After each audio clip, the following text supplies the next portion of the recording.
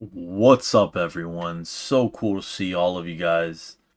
Um, we're here, of course, for the Ren chapters 5 through 8, and we're gonna check this out. I'm just trying to get my damn chat box. I did it yesterday, but I'm gonna be honest with you, I somehow boomered it. Yeah, I'm gonna have to.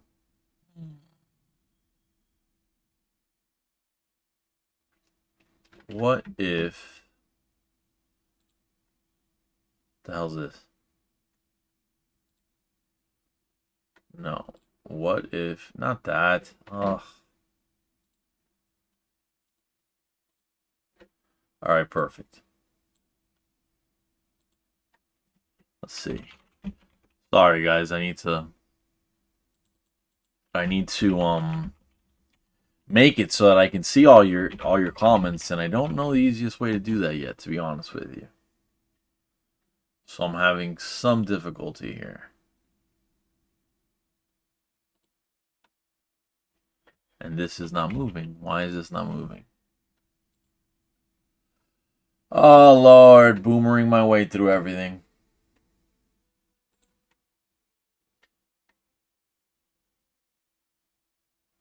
Yeah, dude, because Brandy, I am like so um I'm just like so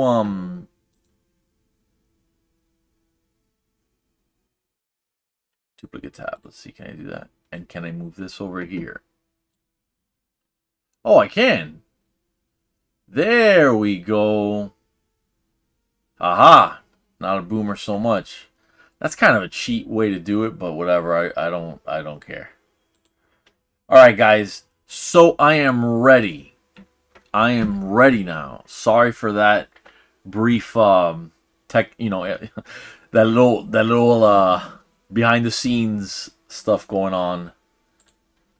We are ready. Happy to see everybody. Happy Sunday. We had so much fun yesterday. I'm so glad to see so many of you guys return. Little Chicks, Brandy, Nora, Dawn, Janny, of course, Mama Montoya, of course, Pix. Just so happy to see all you guys. Really, really happy. We're gonna get this started. Good morning. I tried to good cling on to morning. music in whatever ways I could during the time I was sick. Wait, because I don't even have my cans on. This is a disaster. All right.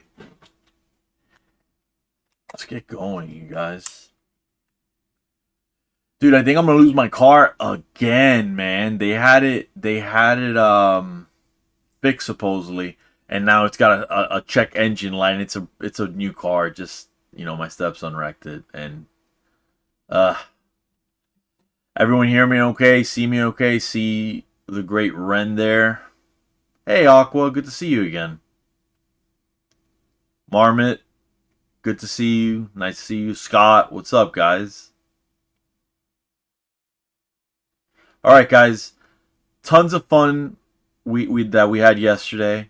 Uh, we're gonna try to make it so that I'm not super long winded today, because I know you guys. It's Sunday, you guys got stuff to do. But let's get started. Oh, I guess this, you guys might be interested in this. I got not a copyright strike, but I was like a lot. It's crazy, dude. My life has been like a lot of highs lately and some pretty bad lows. Not like super low, nothing like that, but just like inconveniences, like first world, problems, like your AC breaking down, your car breaking down. Well, it wasn't broken down; it was crashed down. And yeah, dude, like they said, oh yeah, so one of the high points, I was wondering where I was going with this. Sometimes I make myself wonder. One of the high points of it was that I got accepted to the YouTube partner program. So I'm like super happy about that. That's something I never thought would happen, and they're allowing me to monetize. So I was like, "Oh, that's awesome, dude! What a cool thing!" Because some of you guys yesterday were asking me if there's anywhere to like tip me or stuff like that. And apparently there is, but the thing is that the two live streams, because remember, we got our live stream taken down. The original live stream was taken down because of a copyright issue, and then put right back up, and then taken down entirely. And then, well, guess what? The second live stream of yesterday's chapters 1 through 4 was hit with some sort of copyright something, and they're saying that it can't be monetized. So I'm like, not that I want to monetize it, I'm just happy to be in the program. But that'd be nice, I don't know what they consider fair use or they're so. Oh, he's wearing Adidas again. Yeah, that's crazy. So yeah, man, I don't know what to do. Here we go, guys. Here we go. You guys have warned me. Damn it, where's my tissues? Over there, dude. If I start to leak a little bit from the eyes, because it could happen, dude. Because the guy's already given me a story that is just, jeez, dude. The stuff that this guy's gone through already, man. I mean, jeez.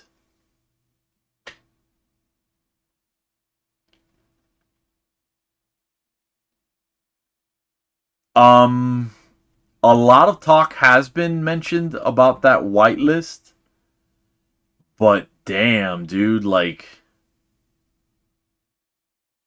I don't know. I don't know how to get on it.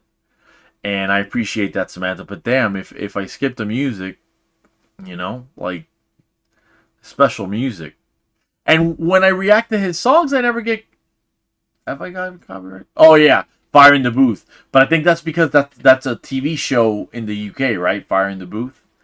So yeah, man, I don't know. I got hit with that. Not an official copyright strike. It was territories blocked or whatever. So, but yeah, we're gonna get at it, guys. Let's see what he has to say. I'm a little nervous. I tried to cling on to music in whatever ways I could during the time I was sick. During my time in Brighton, whenever my energy would allow it, I'd get myself out onto the streets and I'd go busking, about once every 3 weeks or so. It was my second year in Brighton. That's a really good point, Samantha. She says when you're reacting, you're not live. That's true. That's true.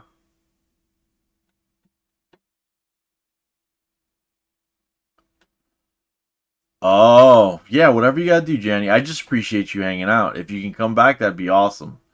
But yeah.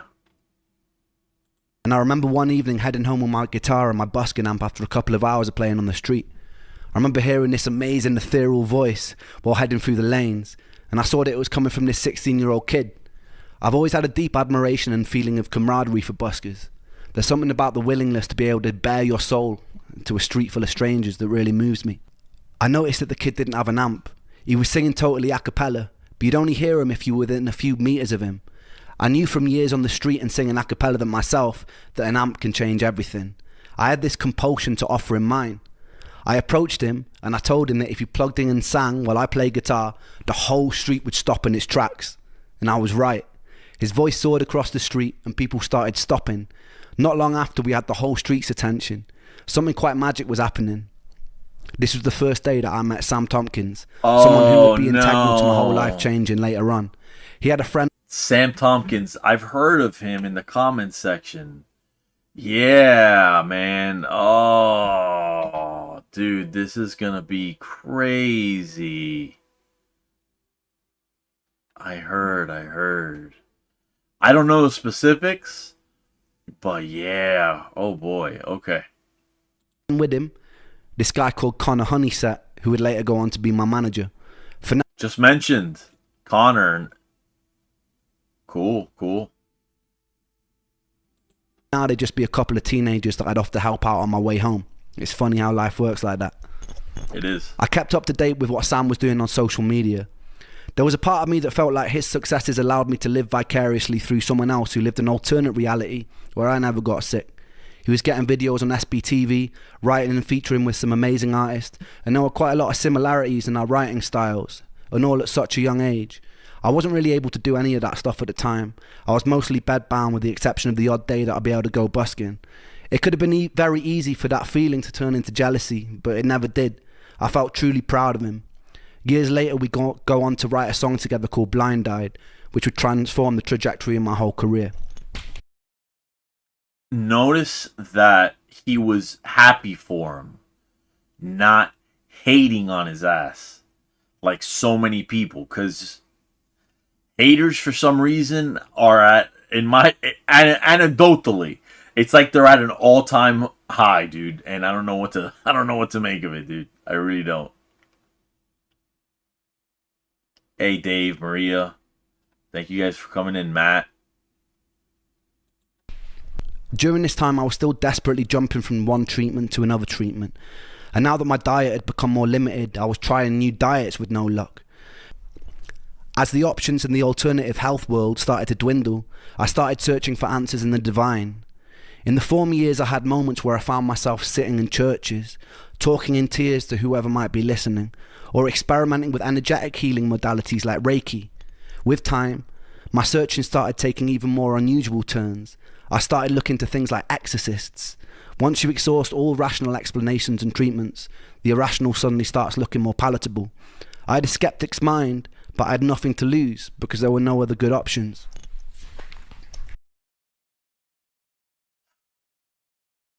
Sounds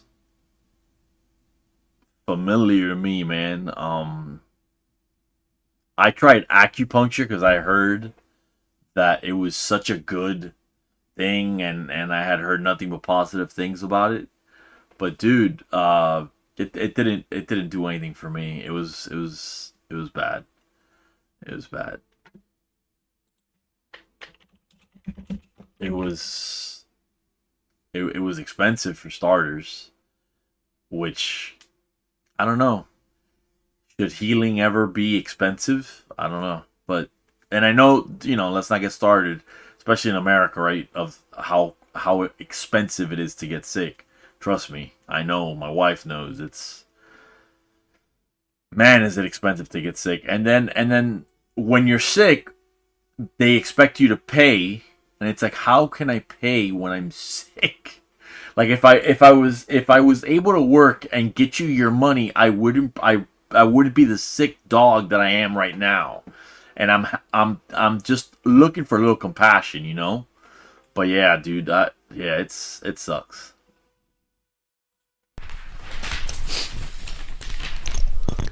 My friend Momoko's mother was from Japan. She aligned herself with a sect of Buddhism called the Nichiren Daishonin. They would chant a repeated phrase over and over again while holding prayer beads. The chant would go, Nam-myoho Renge Kyo, Nam-myoho Renge Kyo, Nam-myoho Renge Kyo, over and over again. Its intention was to align you with your innate Buddhahood, to cleanse you of any bad karma and put you in alignment with your true destiny on earth, to find peace, to find tranquility. Momoko's mum gifted me with my own set of beads, and I began to chant every morning. Eventually I joined a group in Brighton after a serendipitous meeting with an incredibly eccentric, bright, colourful suit-wearing piano tuner. He spotted my beads and he grinned at me and he pulled out his own. We'd sit in a small group and we'd chant for hours sometimes. There was something comforting about trusting the course of my life and illness to an incomprehensible power outside of myself. I spoke openly in these meetings that I loved feeling part of something, but that I really struggled saying with certainty that I believed in it. This was the issue I faced with every religion I temporarily aligned myself with, looking for answers. Something in me couldn't bring myself to take ancient texts as gospel, all too aware of how man twists so-called spiritual doctrines to suit his own power-hungry pursuits. I wanted divine proof. I sometimes screamed at the sky or the waves and begged for it. I was answered with sickness. If there was a creator, I was angry with it. The irony was that I envied people of faith. I felt like people who truly trusted themselves to a higher power seemed to possess a level of calm and acceptance that I didn't. One of my stranger encounters was going to see a shaman. The shaman... I think that, most of you guys in chat especially know how I feel about spirituality. And there's a difference between being religious and spiritual,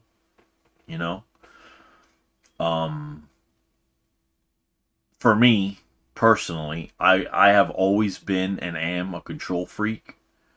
But recently, and I mean recently, like in the last, I don't know, if you want to say like 5 years, I really have just kind of let the good Lord take the wheel, and it's helped me. Now, is there really a God up there? I think there is. I think so with a lot of conviction. But atheists think the opposite thing, and with the same level of conviction, right?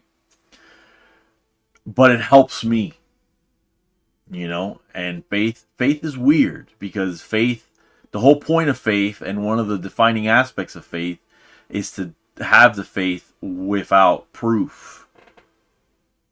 And that sounds kind of crazy, right? But I mean, look, I'm not going to argue like my faith or anything like that for anyone, but for me personally, when I just said, look, what's going to happen is going to happen and I'm going to do my best, but whatever's going to happen is going to happen, and I stopped trying to control everything, my life got better. you know Now, whether that's the touch of the divine, like helping me out, helping me feel better, and just kind of putting me at ease, or if maybe most human beings are just like that, where they feel a certain comfort in knowing that they have no control over anything, because there is a certain comfort in that, isn't there, in knowing that you literally can't do anything about a situation.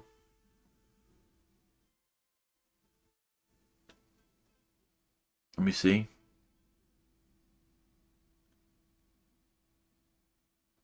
Yeah, yeah, no, I understand that, Jenny. He's desperate. um and you're when you're gonna try anything, you might as well try everything.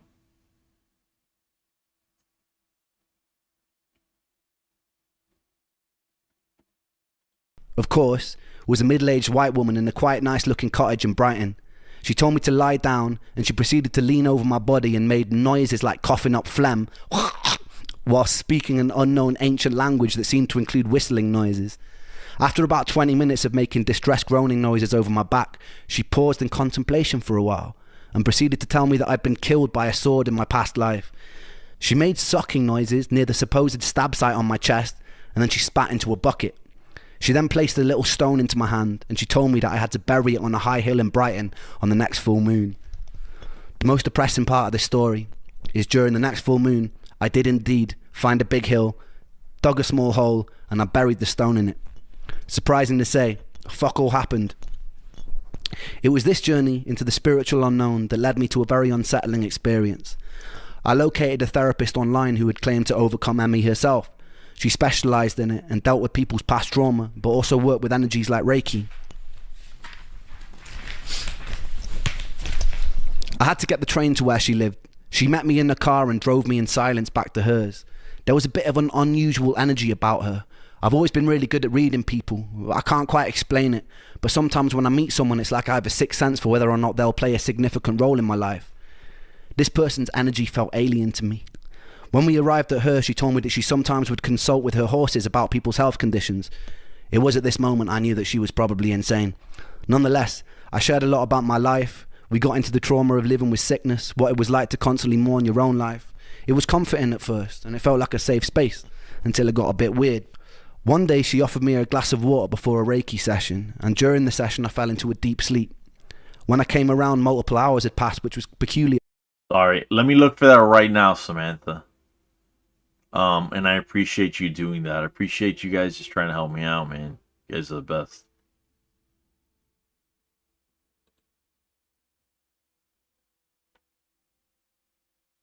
Uh, hmm. I don't see. Damn it. I don't see a link. Let me see. Let me see.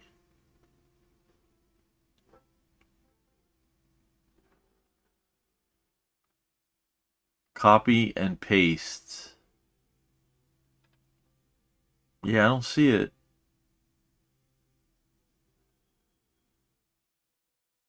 Yeah, I'm sorry, Samantha. I don't see it.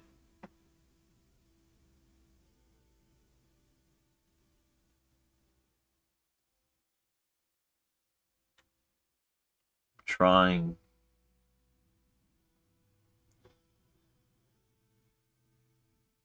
Yeah, if you could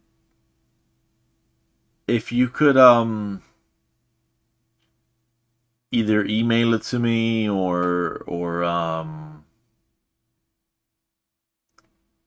I know I don't think you can put links in comments. I don't know. I don't know.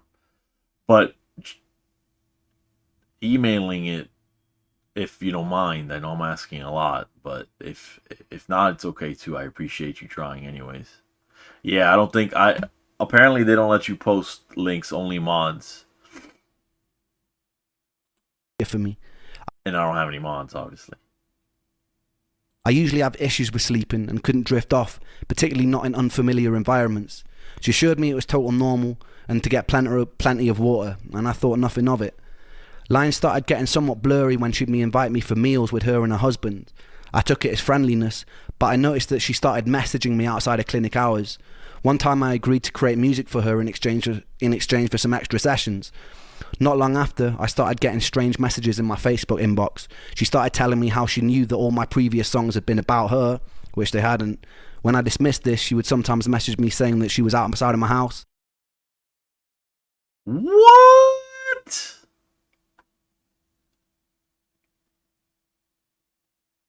Yo.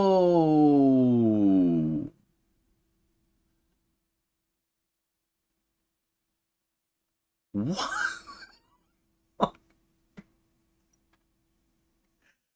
He went to this woman to get healed, and a medical professional literally went like basic instinct on his ass? That's not cool, man.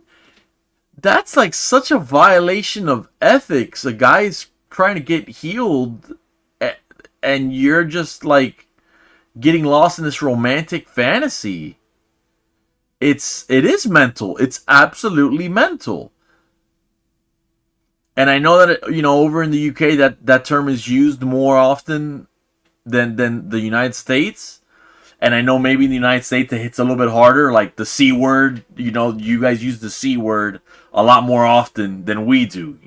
Australia too, which I have no problem with. But I only use that word when you've just been super bad, because for some reason the C word sounds really, really awful, doesn't it? But yeah, man, it is absolutely mental. Like that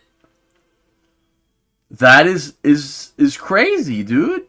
No, Jack says, well, our boy is cute. Poor woman had no chance. Man, I don't know, man.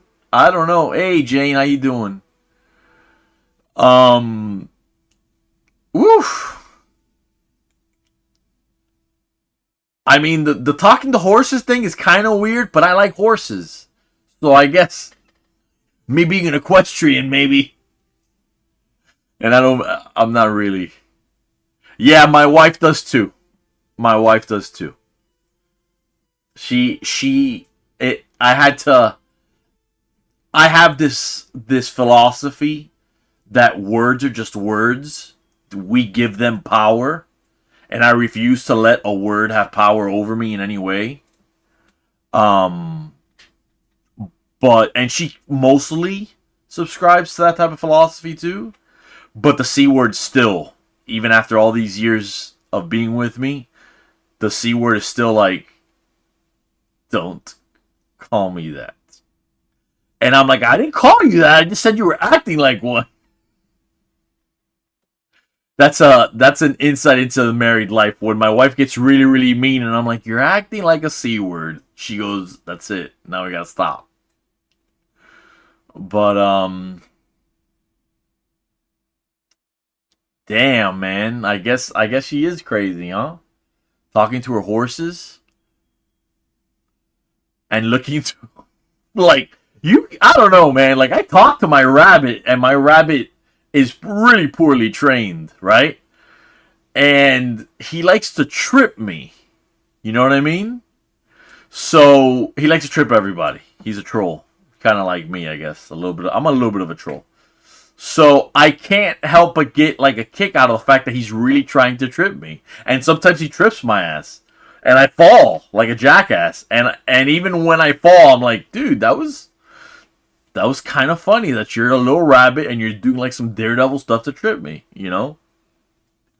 But you know, people talk to their pets, and some of them see themselves see pets as like a replacement or a substitute for a child.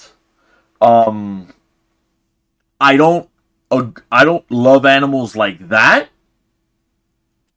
You know, if it's any human being or most human being, let's say most human beings over any animal or whatever, I'm gonna pick the human being, unless you're a murderer or some sort of sociopath who's harming people for no reason. But damn, bro, like I don't know, I don't know. Oh yeah, no, dude, like yeah, no, yeah, dude, I think look, that's exactly what it is, Samantha. That's exactly what it is. I know that my rabbit is so poorly trained that even though I'm saying his name, I'll be like, Spot, Spot, come on, man, stop that. Or get out of the room. Like, I was, real talk, like, this is a stupid first world problem, but I was trying to get the rabbit out of the nest so that I could lock my door so that then I know that I'm not going to get disturbed and make it even more of an unprofessional stream. You know? Um, But damn, bro, like I was trying to get this rabbit out of the room and he wouldn't leave and I couldn't catch him because he's too fast and I got too much, junk all over here. And I have these things right back here. I have like literally they've fallen that way a bunch of times. They've fallen this way, smashing the microphone and the camera and the monitors and everything else twice already. That's happened.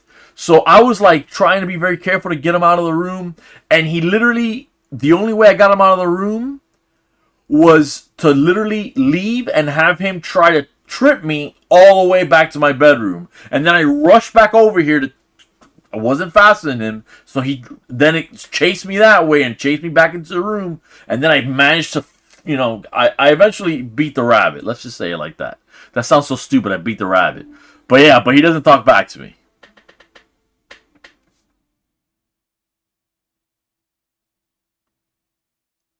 But yeah, damn, what is my email? Hold on. I'm sorry, you guys. Super unprofessional. But I always forget whether it's at Outlook or what is it. Yeah. So my my email is maverickraven@outlook. Oh Lord. I am so unprofessional. At outlook.com. Hey Beth, nice to see you. Nice to see all you guys. Pile in when you can. But yeah, that rabbit, dude. Oof. And the thing is that I love the thing. Isn't that crazy? And he's so like weird. He's like a cat that he'll jump everywhere. He likes to jump here, like on top of all my stuff. He likes to jump on top of the bed. He jumps everywhere. But then he also becomes like a dog and he'll come up to you out of nowhere and just lick you and just let you pet him and all that. He's a cool thing to have, I guess, man. I don't know. I like having a pet, I don't know why. It's nice to be able to help something, I don't know. Telling me that our souls were bonded and that bad things would happen to me if we weren't together. Messages in my Facebook. All right, so just to recap where we're at, he went to the horse whisperer therapist that is supposed to be a medical professional, and don't get me wrong, he's a big boy, but he was in a position where it is completely unethical to do that. And I say he's a big boy because he's an adult, right? So he should be capable of defending himself. And he was, I imagine, I hope. Or I don't know, man. We were talking about rabbits and basic instinct. There's not going to be like a bunny in the pot, right? I hope there isn't. And that's where we're at now. I still don't know how much bad this gets. So that's where we're at, guys. Box. She started telling me how she knew that all my previous songs had been about her, which they hadn't. When I dismissed this, she would sometimes message me saying that she was outside of my house. It's fine. Remember I said this yesterday. Thank you, Samantha. I see that. And I appreciate you. I really do. Um, it's so funny that he has to throw in the Renism of which I hadn't. He hadn't made the songs about her, dude. Of course, you had it. You didn't even meet her. You hadn't met her yet. So of course, but it's still funny because I didn't do it, by the way. It's a Renism to me, man. It's hilarious. Hey, Francis, nice to see you.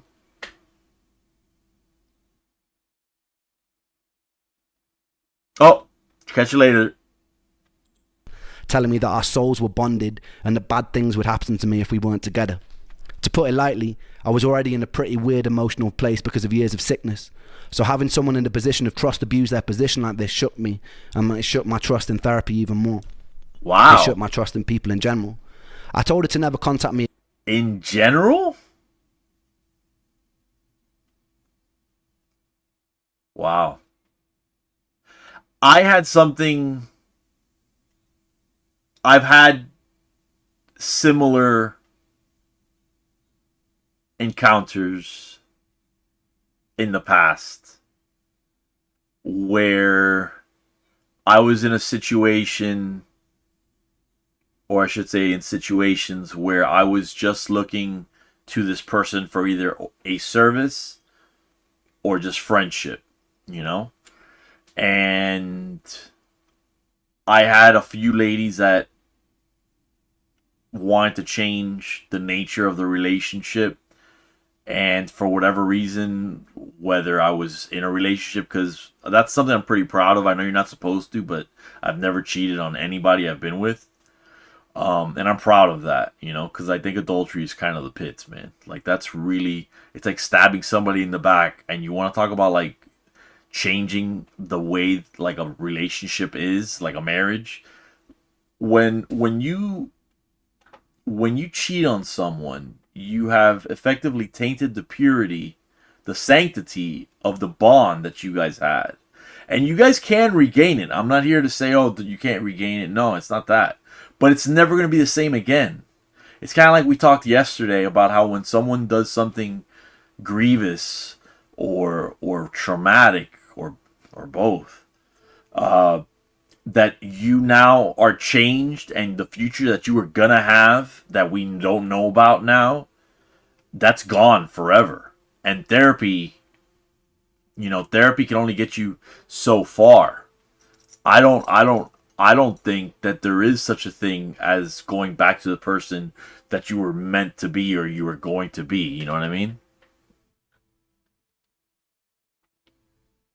Again, and I blocked her, but she would still occasionally get through on other numbers. One time she'd phoned my mum's house relentlessly. My mum, knowing the details, told her to stop harassing me and threatened to get the police involved after things which went silent. This was also the year that I met my second ever girlfriend, who I'd later be engaged to for a short amount of time. My little sister had already set the relationship up in her mind. She met this girl in Bristol who she got on with super well, and somehow she wingmanned me and planted a seed in her brain that she'd be perfect for her older brother, me. My sister's friend had moved to Brighton, but I was blissfully unaware of this matchmaking. At this point, I was living in a house share in Rosehill Terrace in Brighton with some lunatics I'd met at Ben's house, and Momoko had moved down from Cornwall. The house was only meant for 2 people, but Momoko and I had pretended we were... I love how I've seen this, and I've noticed this, and I hope this isn't like offensive or whatever, because again, I'm not trying to offend anybody. I love how I've noticed this in the UK, how you're just like these lunatics. He doesn't mean literally lunatics, you know what I'm saying? And lunatics always comes with a bad connotation or implication, right? But that's like me, like I will literally feel sorry for someone and I'll be like, poor bastard. And people are like, why do you have to say bastard? My wife, she understands me now. But I literally would tell people, oh, poor bastard. Just because that's me. Or my best friend calls me, oh, what does this asshole want? And people that get me, they understand me, But some people literally are put off by it. They're like, why would you say that about your best friend? And why would you, mock sympathy and call the man a bastard? No, I really feel sorry for him. That's why I said poor bastard. But I feel like that's kind of similar with the UK, It's kind of similar. That's awesome, Jenny. Bluntness is awesome because it lets you know exactly where you're coming from. It sets up realistic expectations. You know what I mean? Down from Cornwall. The house was only meant for 2 people, but Momoko and I had pretended we were married and pretended that we were going to have a baby to be able to get it. As soon as the deed was signed, we moved in with about 5 other friends. No, hold on, I need to hear that again. And stop snitching on yourself, Ren. Damn, bro. Even though I do it all the time, obviously. The house was only meant for 2 people, but Momoko and I had pretended we were married and pretended that we were going to have a baby to be able to get it. As soon as the deed was signed, we moved in with about 5 other friends, one living in the living room, one in the attic, one in the study, one in the conservatory. It's safe to say rent was pretty fucking cheap. One night my friend... That sounds bananas, bro. Hey, Adina. Sounds bananas. So it's 5 people in total. And it was co-ed, apparently. Yeah, Jane, yeah. Knobheads. I was going to say knobs, but I don't know if that's something that I've just seen or if that's something that, is commonly said. Luke was throwing a party and she rocked up with a few of her friends. My sister had pretty good taste in girls and I had a crush on her instantly. At some point in the night we both ended up lying on my bedroom floor on a bunch of sofa cushions while about 6 other people were sleeping in various places in my room. One somehow in the upper compartment of my wardrobe. True story. She asked me to tell her a bedtime story. I'm sorry, man. He needs a biopic. He has lived such a crazy life. Like, that sounds so rock right there, man. Literally 5 people and in the same bedroom and somebody sleeping in a wardrobe or on the wardrobe. I don't even know, dude. Like, what? How much drinking and or drugs was involved in that? Yeah, Stuart, but that's a good quality, man. Yeah. I'm Cuban, so we say come mierda, which literally translates into shit eater. That's like the most common thing for Cubans, especially Cubans from Miami. We really don't say cabrón. That's not a Cuban thing. I learned about cabrón as I moved around Miami-Dade County. You know what I mean?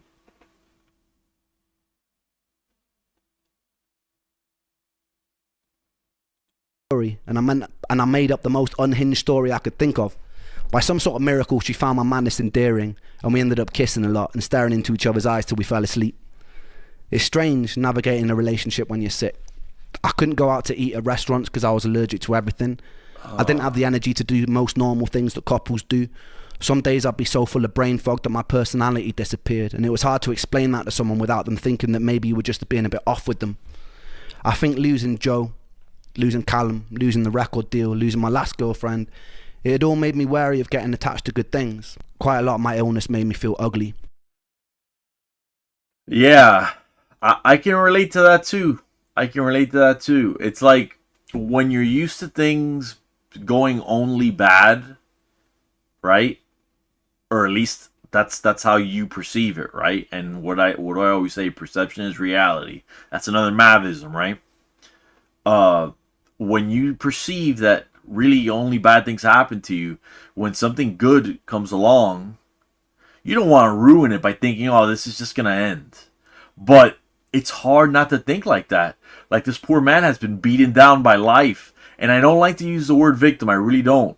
But he kind of has been a victim of circumstance because his illness was killing him. And like I said yesterday, falling through the cracks. But man, falling through the cracks for real, for real.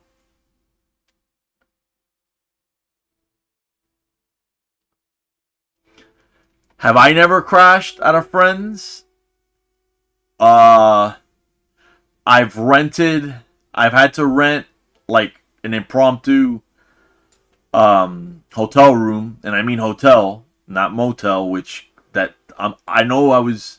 I know I'm gonna sound like a cheapskate, but bro, it was like $100 to stay at a freaking. I don't even remember. It was a chain hotel. I don't think it was a Holiday Inn.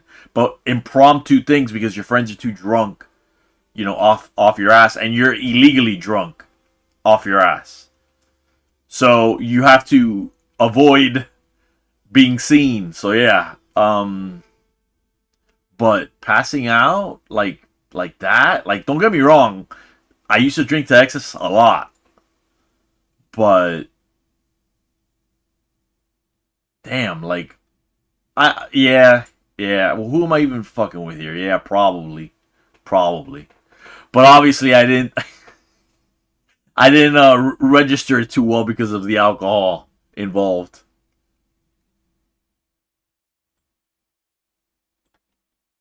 My last girlfriend, it had all made me wary of getting attached to good things. Quite a lot of my illness made me feel ugly, and it's hard to accept love when you feel ugly. Yeah, and then you start questioning the person, like, why are you really with me? Because I'm ugly, I don't have energy, I'm a sickly person, whatever. So yeah, I could, dude, the things that we do to our own psyche, man, crazy. Yeah, right, Don. I don't believe that for a second. You never partied out, never ever, never.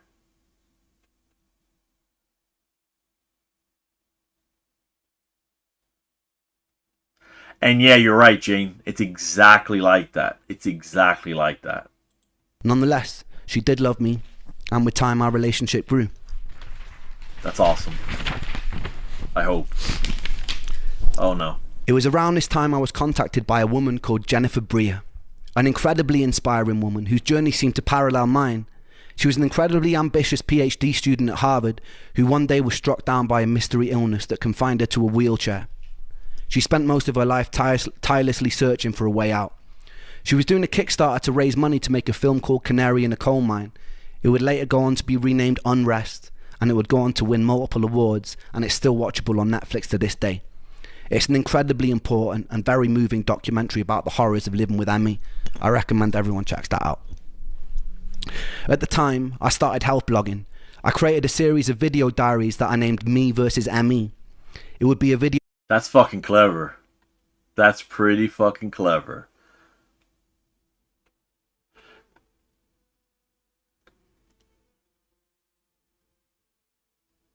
Yeah. You're not boring, Dawn. I think I'm boring. For real. Because I just like to stay at home, maybe go to my friend's house. Dude, like, I don't know, man. Even I kind of have been an old man my entire life. Like, by the time I was 21, right? I had already been drinking, and I stopped because it wasn't like a big deal. So 21 just came and went, and then I worked a lot, and I tried to make my community a better place.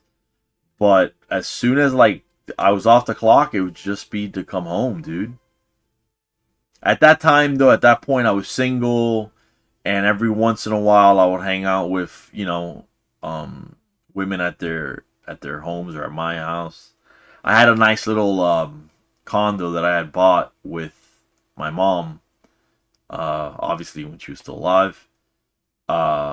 Way back, I gave her like $7,500 because it was a cheap studio condo on Sunny Isles, Florida. It's just I think it's just north of Miami Beach. I don't even remember. That's how my memory works. If it's in the past and I don't need that information, I literally want to make space for new information, so I just delete it. Like that's neurotic. Who thinks like that? But but yeah, man, like I would hang out at the beach, not because I like the beach, because I'm not a beach person, dude. I don't like the sand. It gets everywhere. And there's sharks in them oceans. And I don't need to be, I don't need to be one of those tales or statistics. I just.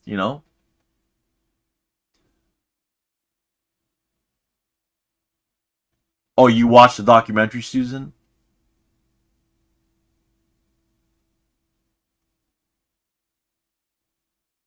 Oh, okay, it's on YouTube.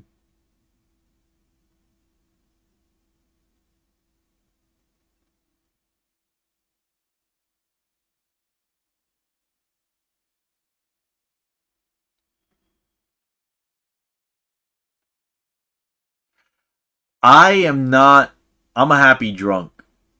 I really am. I can't say that I ever started one fight.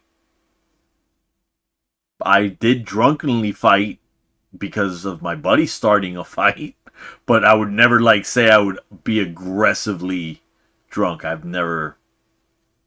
I just I think that fighting is so serious because if it's a real fight, dude, lasting damage could happen, you know, and do you really want that? Is any of that really worth it?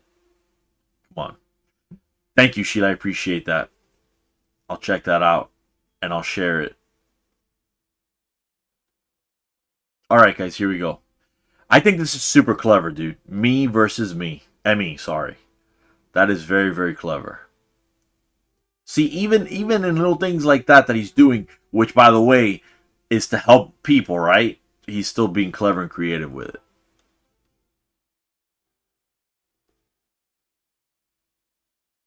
Yeah, yeah. I wish I could say that, but like I have been angry and fought. You know, I didn't get into the fight because of my anger. It's just once I'm angry because now you're literally like you're endangering my safety and or the safety of others near me. You know, it's yeah, Jenny. But see that's my problem. It's I literally make it a policy to not lie. Like that's my brand. My brand is to be as honest as possible, not to be mean, but to be honest. Like it's funny because I literally was before the stream I was just talking with my best friend, right? And he was telling me all these ideas and he's like, I think it's going to work out and and I'm really happy about it. What do you think? I said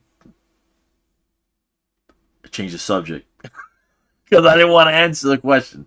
He's like, "Hey, bro, no, seriously, tell me that's we talked about that, whatever." He's like, "But what do you think about my idea?" I'm like, "Bro, I think it's a bad idea, dude. Like, if you're gonna put me on the spot, I think it's a bad idea. But I also think that if you don't do that, you're gonna think, oh, why didn't you try? So, but I think it's a bad idea. So let's see what happens there. But yeah, man. But see, that is the sign of a real friend because life is not sunshine, rainbows, and unicorns. It just isn't. So you need to be able to talk straight and hear it straight. I think that's me. I think that's at least part of my definition of friendship. That's exactly the way I feel, Don. That's exactly the way I feel. Because if you lie or you're making up stories, you literally got to keep that. You got to memorize it now. Not from memory. You got to like imagine it happened or just literally just remember, look, I lied about this. And then to what end, bro? To keep that for the rest of your life? Nah, bro. Plus, the truth always comes out for some stupid reason. You're going to get drunk. You're going to go to the dentist and be put out or whatever, and you're going to be speaking nonsense. I got put out at the dentist to take out my 4 wisdom teeth all at once. And dude, I was talking so much shit to the poor dental assistant, bro. I was talking so much shit. I was like, yeah, I was telling her my plans for college, and Best Buy ain't shit. I had a little stint, well, not a little stint, a 4-year stint at Best Buy. Horror stories about that place, man. Horror stories. But that's not what we're here for. Sorry. So, Emmy, you suck, Emmy. Yes, you're absolutely right, Jack. You got to be able to say it in a way that doesn't offend. Absolutely. Absolutely. Document of my various trials with different alternative treatment approaches, and generally a look into the life of someone with a chronic illness. I didn't know it back then, but those videos would save my life. Wow. I guess I was occupying a place that was needed, as quite quickly many people in the chronic health communities gravitated towards my videos. Every day I'd be sent messages telling the stories of the people who had fallen in between the cracks in the floorboards. There was heartbreaking stories. Stories of frustration and confusion. People mourning the people that used to be. Some who were new to this world. Some who had been there for decades. I tried to help them in whatever way I could. I tried to comfort people. In my own little way, I became somewhat of a spokesperson for the voiceless. I felt their pain like it was my own. This new pursuit gave me a sense of purpose that I desperately needed. Without purpose, I felt useless. I made a lot of friends, and I'd write to them on a daily basis. Some of those friends died. Notice that he said the word useless again. It was very important. I look, a personal thing about me is that when I felt like I was stripped of my ability to help people, which I wasn't, it's just my way of helping people had to change. I felt useless, and I felt like I was a failure, and I think it's very important, if you're having any moment of self-doubt, remember that you're your own worst critic. We're each one of us here, we are our own worst critic. So I'm glad that Ren became an advocate for the voiceless. And the dude is just proving right what I said. He's an empath, and he literally takes like others' sins, and I don't mean that literally. I mean the way they feel, the darkness. He takes on others' darkness into himself to try to help. Even though he's got his own darkness that he needs to kind of, he's got his own darkness that he's fighting. And I would imagine it would be a gloomy existence to then take on more darkness from other people, but he's doing it. Dude, like, that's a genuinely good person. And like I said yesterday, I mean genuinely good. Not, oh, are you a good person? Well, I don't kill anybody. That's the no. What do you do to help the world? And when I mean the world, it could be, Earth, or it could be civilization. Our world as humanity, right? As human beings. And he's helping humanity. He's a force for good for humanity. And that's great, dude. That's like, what more could you ask of anyone? I'll run it back just a little bit. And there we go. I made a lot of friends, and I'd write to them on a daily basis. Some of those friends died. Some of those friends that decided to take their lives, and they're wicked people. I talked to them a lot. It was this that ultimately made me decide to stop, but that wouldn't be until years later. Immersing myself in the horrors of this illness and trying to carry some of the weight for the others while I still wasn't strong enough to carry my own eventually took its toll. Jen Bria had found my videos, and she asked me to make a song for her documentary. I was honoured. I wrote a song called Patience. I'll leave you with a video taken at the time to finish off this chapter. And I've learnt some lessons that will be so valuable for like, so it's a blessing and a curse being this ill, because it's completely changed me. Like, it's turned me from a little cocky teenager into somebody who's quite this, I guess, prepared for things now. Like I feel like once I've gone through this, I'll throw anything at me and it'll be okay. But at the same time, as much as I see it as a blessing, I hate it. I do hate it. I think it was Thomas Edison that was like, I haven't failed, I've just found a thousand things that don't work, which is kind of nice to look at it that way, like I'm just eliminating things. But it really challenges my mind, and yeah, it's just gotten to the point where I'm spending, I say, like 95% of my life in a bedroom, which kind of sucks, because my mind is in such a different place in my body. My mind craves life so much. It's alright, it's okay, I'm feeling brave, gonna face this day. It's okay, it's alright, no tears will kiss my cheeks tonight. And it's all good, and I'm just fine. My words ring out like hollow shells. Just slow down, it takes time, but time moves slow, I know this well. And my heart breaks 1,000 times a day.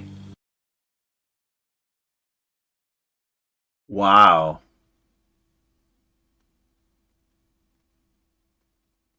Completely different type of song. At least it feels like that to me. But bro, we gotta run that back. Like, he's saying a lot right here. A lot of important things, and it's almost like, I know that he said this before, but it's almost like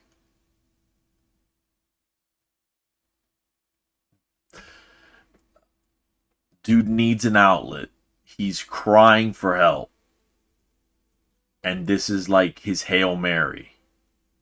You know? The song. But the thing is that obviously it's been one Hail Mary after another. It's okay, I'm feeling brave, gonna face this day. It's okay, it's alright, no tears will kiss my cheeks tonight. And it's all good, and I'm just fine. My words ring out like hollow shells. Just slow down, it takes time, but time moves slow, I know this well. And my heart breaks 1,000 times a day. But for every hope that dies, another one takes its place. Because I have the strength of a mountain, and I've got the courage of the deep blue sea, and I have the heart of a lion, and the stars burn bright inside of me. And although you test me, my God, I stand so proudly. Can't you see that I have the strength of a mountain, and I'll take all you throw at me. Damn, bro. Like, oh shit. Yeah, Little Chicks, I said that yesterday. Like, he's got a lot of fans, but he's so underrated, man. I don't think that enough people know about him. And if they knew the type of person he was, I think that even, you know, your most disillusioned person who just kind of cynic, who just kind of doesn't believe in humanity anymore, would probably look into more, you know, wanting to learn more about Ren. Yeah, man.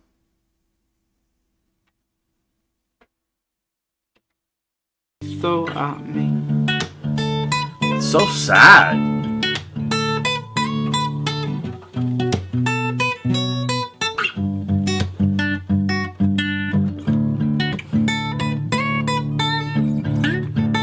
Look at that. That's crazy. Look at dexterity.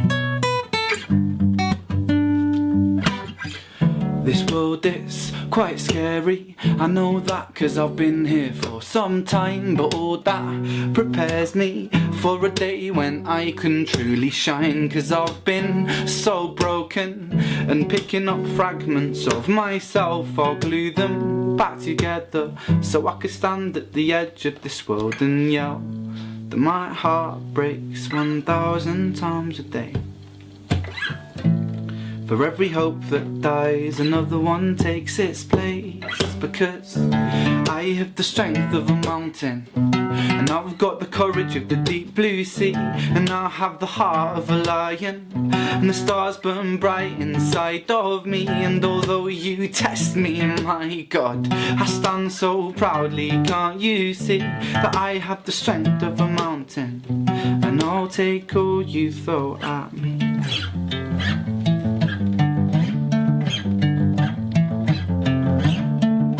Look at that. Woof. I'll dust the cobwebs off this sheath, and I'll take the sword of my belief, and in this storm I will not flinch, and I will not move. What's going on, Pix? You were having trouble?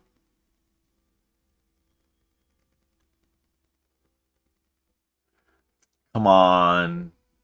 I would never ignore you. Never, never, never.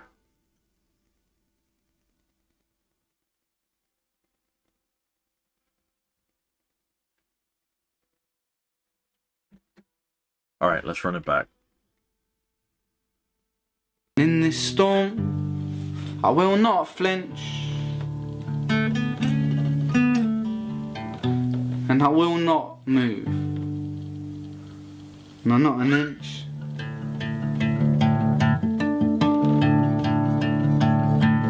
Because I have the strength of a mountain, I've got the courage of the deep blue sea, and I'll have the heart of a lion, and the stars they burn bright inside of me. But although you test me, my God, I stand so proudly. Can't you see I have the strength of a mountain, and I'll take all you throw at me.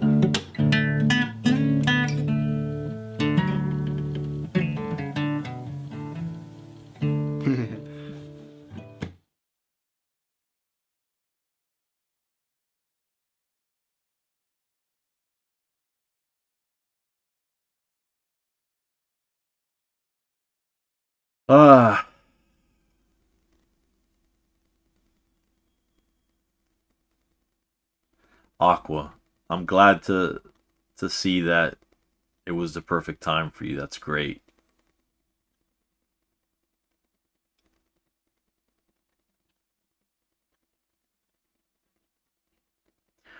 All right. Everybody stretch. Here we go. I agree with Brandy.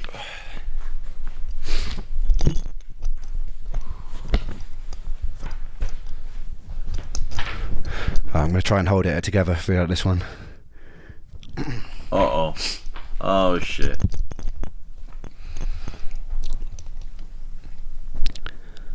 "2015 was the worst year of my life. At the end of 2014, I attended a private UK-based ME specialist clinic called Breakspear. For some reason, the treatments had sent my health... Damn, he's gonna start dropping names too? Jeez!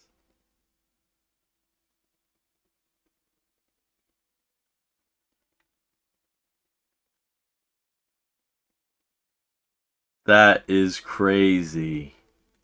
I agree. You really... It is kind of crazy, right? To attribute like a supernatural ability to Ren, but it does seem that Ren pops up in your life when you need him most, and that's kind of like, I don't know, man. That's the universe, dude. That's the universe, or should we say the omniverse? Because what if this universe is just one of many, right? Imagine like a reality without Ren. This is a pretty good timeline.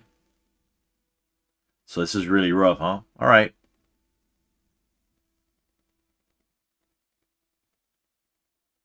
Nosediving, and I became more sick than I'd ever been.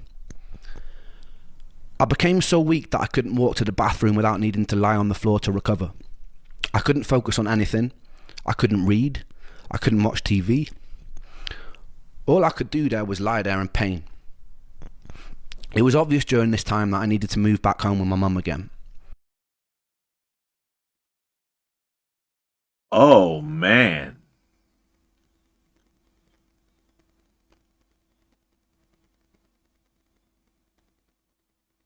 Because I'm putting myself in his position, right? And if you literally, like, your entire existence is pain.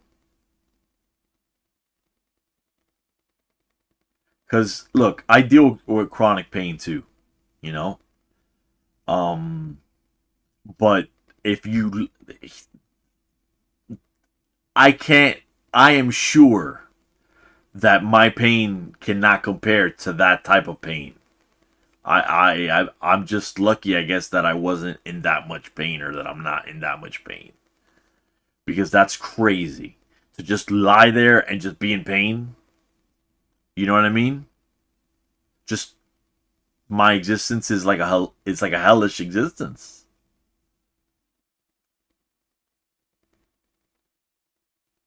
It's whew. All right.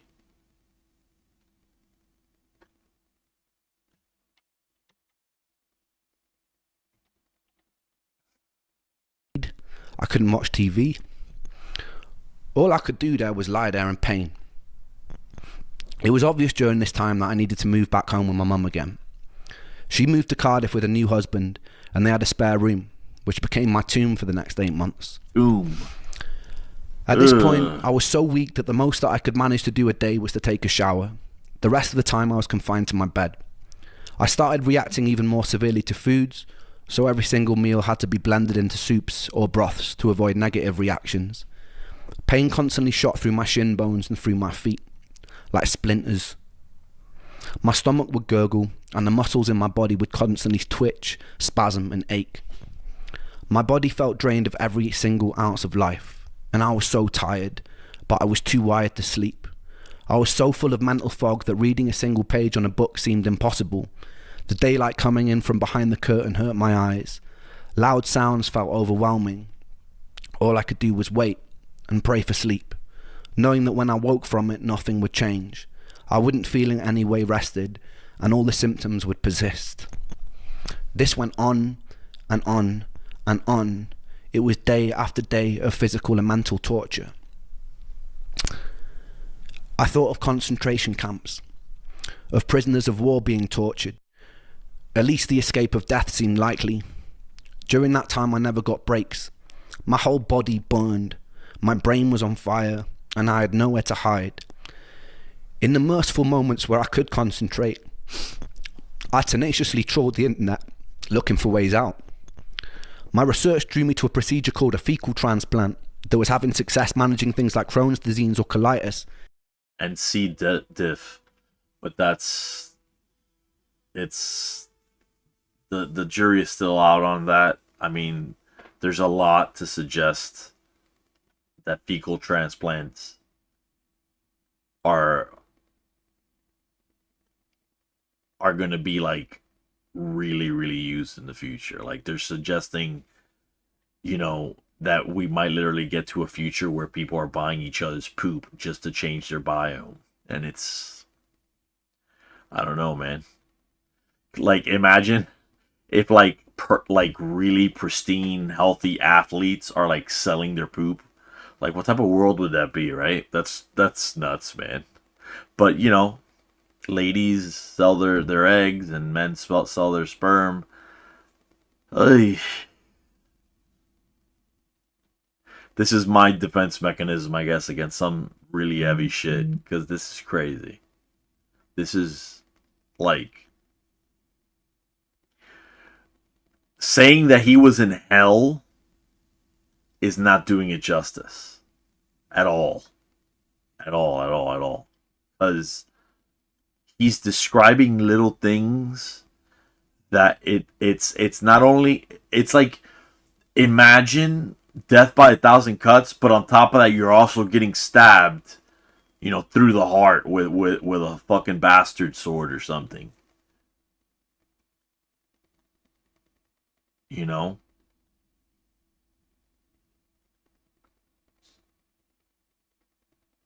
Yeah. Yeah, my pun game and my dad joke game, it could be strong, Jane. It could be strong.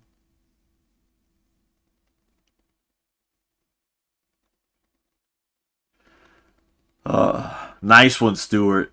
Nice one. Nice one. He says, bit of a shit show.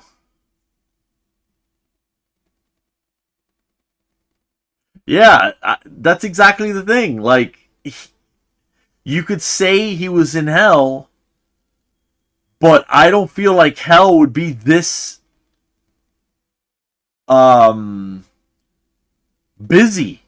You know, like my definition of hell is like watching the worst, most shameful things I've ever done and painful painful parts of my past, painful breakups, betrayals, whatever. I imagine that, and just, you know, being, because I'm not creative like that.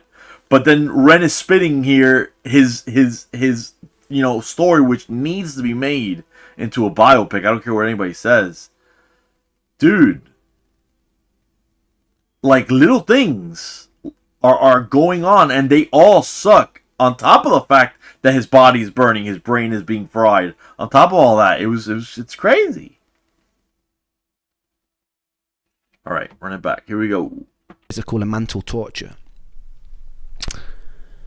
I thought of concentration camps, of prisoners of war being tortured. At least the escape of death seemed likely. During that time, I never got breaks. My whole body burned. My brain was on fire, and I had nowhere to hide. In the merciful moments where I could concentrate, I tenaciously trawled the internet, looking for ways out. My research drew me to a procedure. Can I just say one other thing? I know maybe this is my defense mechanism again, or maybe it's my ADHD. I don't fucking know. But, dude, we are living in such a cynical time, right? And it's funny, you know, troll online sometimes. I've never done it, really. Like, I'll troll people in real life. You know, like my grandmother will ask me, where's my daughter, right? You know, my youngest, my 8-year-old. And I'll be like, she's in Cuba. Because to me, it's a stupid question. Where would she be? She's on the second floor, you know, so where she always is, right? But, like, some of the nastiness on the internet can get really, really vile, you know? And look at how sincere his reaction to reading this is. And don't get me wrong, I honestly think that this was cathartic for him to do. But when men cry, it is such an easy target for people. And I say this as a person that believes that men shouldn't cry in public. But not like as because I'm tough or whatever. No, it's because I believe that men's responsibility is to keep it together and basically protect the rest of the group from whatever's, you know, causing the sadness. But he's putting himself out there. And apart from the crying, he's opening himself up to criticism by becoming, you know, a huge public figure. That's a sacrifice, dude. He doesn't make any money off of this. He's not like monetizing this. You know what I'm saying? Like,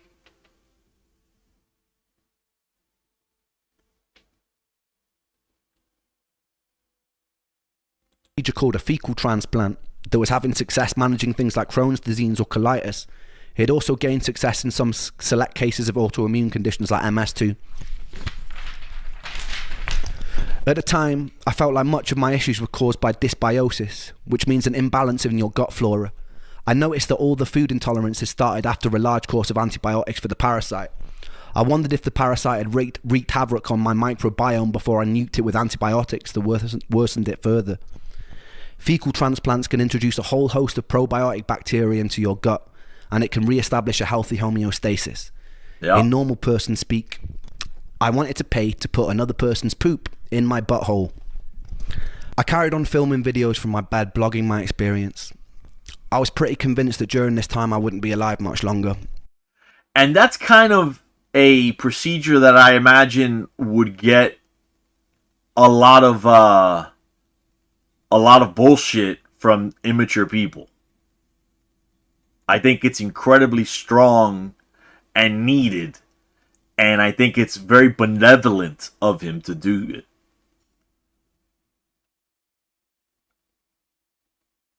And part of me wanted there to be some kind of document of what I'd been through in hopes that it might help someone later down the line. And if this illness does kill me,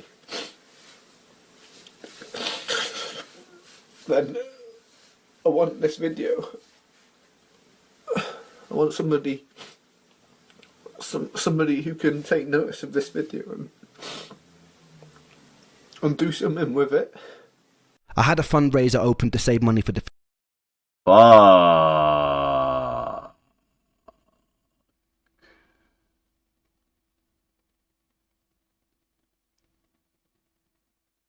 We're gonna run that back, guys. It's hard to watch,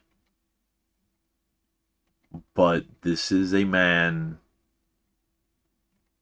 who is just crying out for help because healers failed him. He's not seeking sympathy. I know I don't think anybody here is saying that.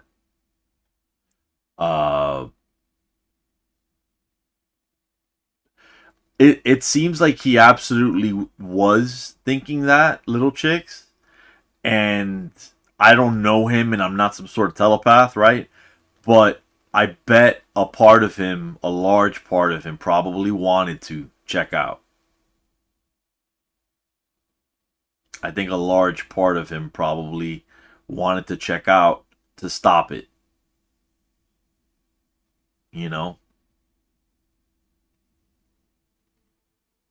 Blogging my experience. I was pretty convinced that during this time I wouldn't be alive much longer. And part of me wanted there to be some kind of document of what I'd been through in hopes that it might help someone later down the line. He's documenting this, and he's doing it. Listen to what he said. Documenting it so that it would help someone further down the line. Even at his lowest, apparently, this guy's still thinking of other people. That's like classic good guy stuff, man. That's like comic book good, you know?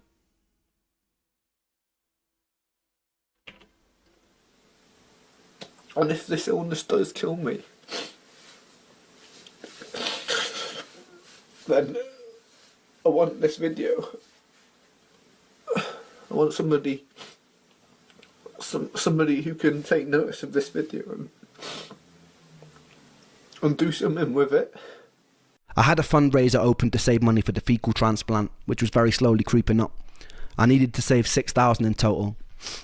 I remember my girlfriend wanting to come and visit, but telling her that I didn't want her to. There are a few reasons for this. One, I was pretty sure I was going to die soon. Oh, the day before hell. Joe died, I'd been sat with him at a pub, catching up, playing pool, cracking jokes. I'd often wondered if I'd have been hit less hard by his death if I'd been away at university when it happened. For my girlfriend's sake, I wanted her to have distance from me. I also felt ugly. I felt unlovable. I was unable to communicate, and I didn't want her to see me like that. I watched my mum look thinner and more frail every day that she had to watch her son deteriorate. Wow. That's an aspect of this that I had not factored in, which is, yeah, he moves back in with his mom. What on earth must a parent be going through to have your son like fading away slowly, and there's nothing you can do. And let me tell you something. If there's something I hate, it's feeling helpless. Feeling like there's nothing I can do, like I'm just strapped down and now you're gonna drill into me. Like that's kinda horrible for me. That's kinda why I hate getting, believe it or not, I have a bunch of tattoos and all that, but that's kinda why I kinda hate getting tattoos, but I like tattoos. It's weird. Tattoos are weird. But yeah, man, like I hadn't considered his mother and how she must be doing it. If this was my kid, I have a 22-year-old, you know, if she was like fading away and there's nothing I could do, and we're trying, but nothing works.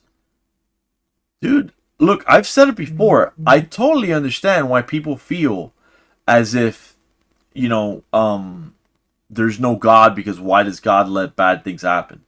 I totally understand that. Because look at this as a situation. Oh my Lord, bro. Like, his poor mother. His poor mother. I don't, what is the, how can I phrase this sensitively, right? Where's his father? What's his father? Is he alive? Was he just never in the picture? Or what's the story with that?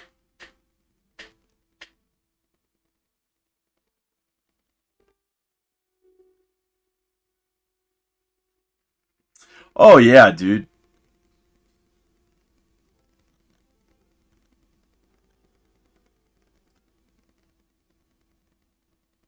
Oh my Lord, and his sister. You're right, Janny. You're absolutely right. You're absolutely right. His poor sister. Oh my, this it's like an onion with the heartbreak here, bro. It's like one you peel back one layer and oh no, more heartbreak, bro. And it's like, good Lord, bro, like at what point, you know, does it stop? Yeah. And I felt immense guilt. See? See? Right there. That's exactly what I'm talking about. He's in pain. He's not going to, you know, off himself, which is the right call, by the way. And this comes from somebody that knows self-deletion pretty well.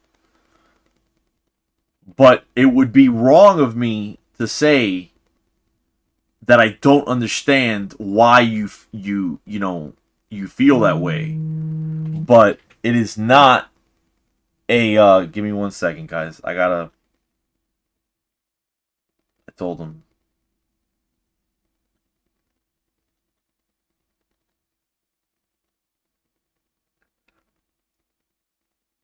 Give me 1 second, guys. I gotta take this. I'll be right back. Yeah, what's up?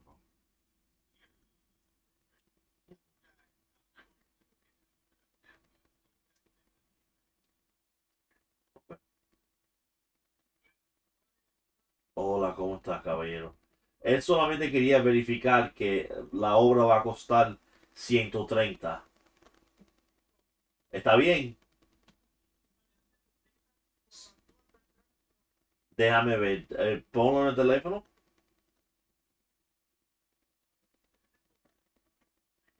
No, por favor, ponlo en el teléfono para verificar.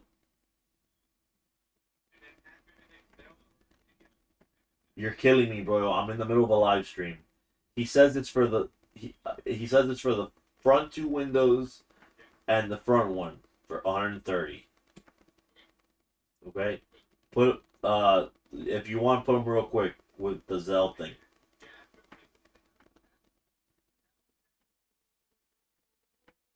Zelle okay? Zelle está bien. Okay, alright, bro. Alright, bye, bro. Guys, I'm so sorry about that. My best friend needed a Spanish translator, and I'm the token Hispanic. So, oh, that's so funny. But no, he had a literal semi mini emergency there. Anyways, I'm kind of glad that happened because my unprofessionalism allows me to kind of ease the sadness of this and the tone of this, because this is nothing but like sadness all the way around, bro. All the way around. So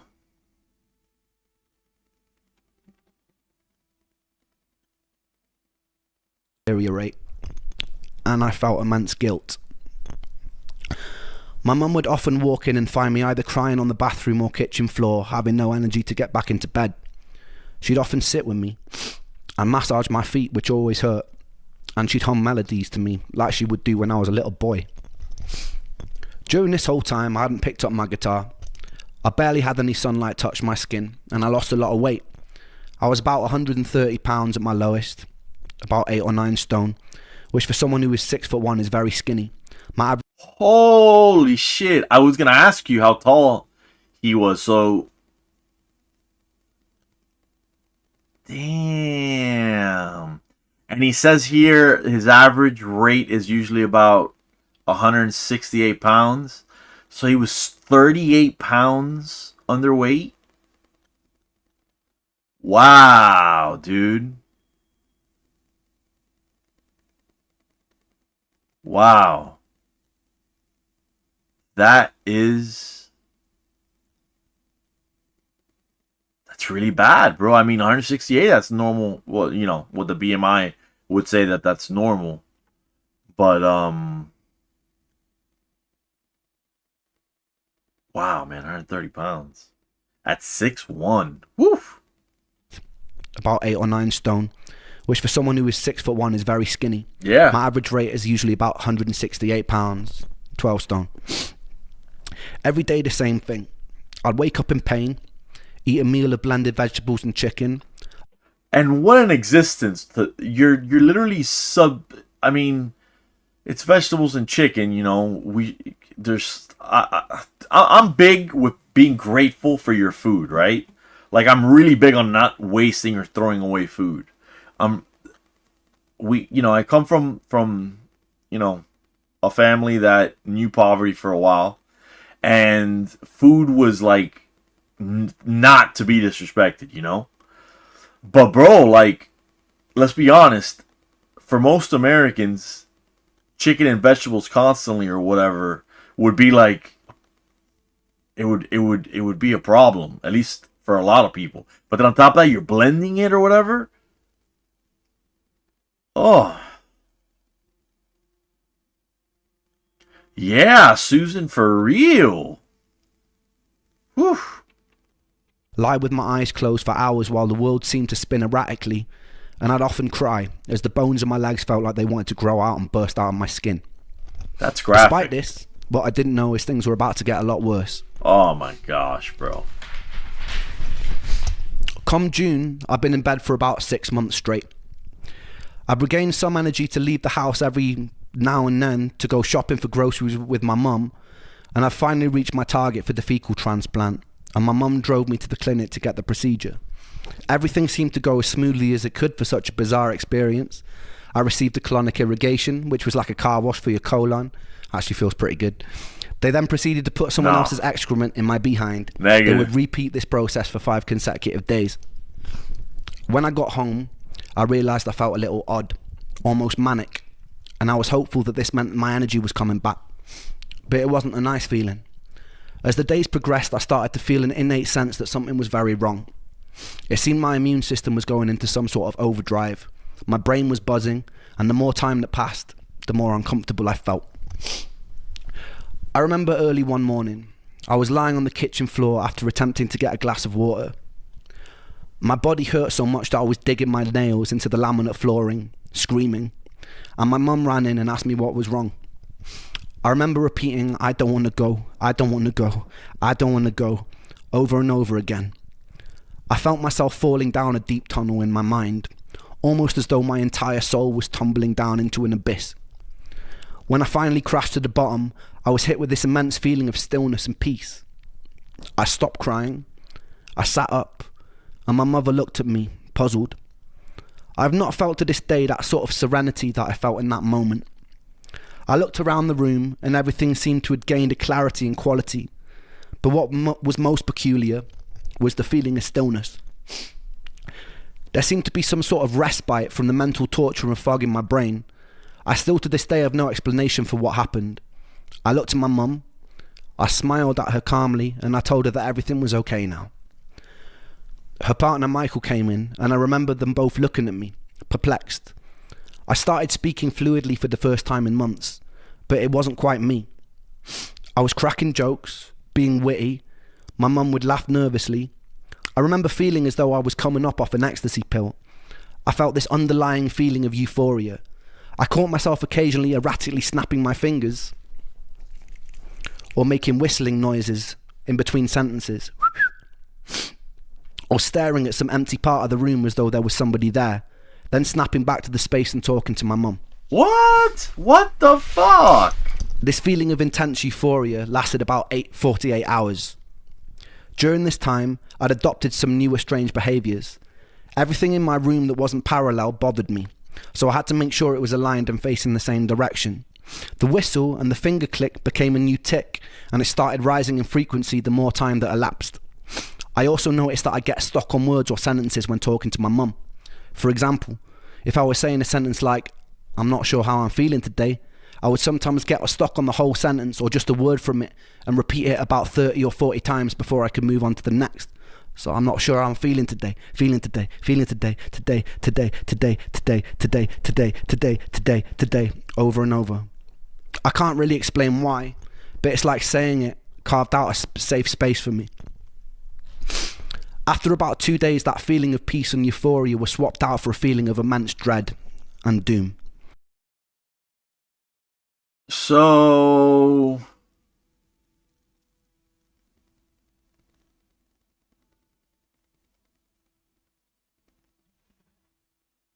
he is like getting symptoms that you, dude, he's a house episode, man. It's insane. Yeah, I see that. That's crazy. That feeling of peace and euphoria was swapped out for a feeling of immense dread and doom. I felt fear fill my body unlike any fear that I've ever felt. I'd often wake up in the early hours of the morning screaming at the top of my lungs, a torturous scream that would fill the whole house, a scream like my legs were being sawn off. I felt pure terror. My mum would run in and try and calm me down. That's not the first time that he mentions sawing off his legs. Remember, he mentions sawing off his legs with a blunt butter knife or whatever.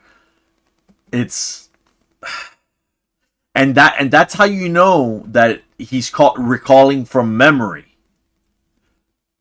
because the story stays the same. That is so bananas of a story, bro. Of like, I like to think that eventually you can kind of laugh or make jokes about anything, but how could you do that?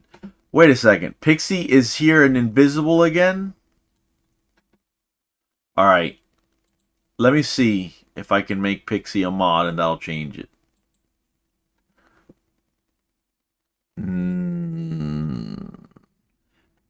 Pixie is not on my list of participants.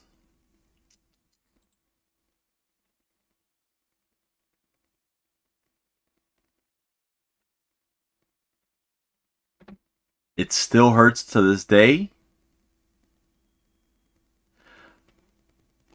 Dude, how do I find Pix? Pix! Pigs.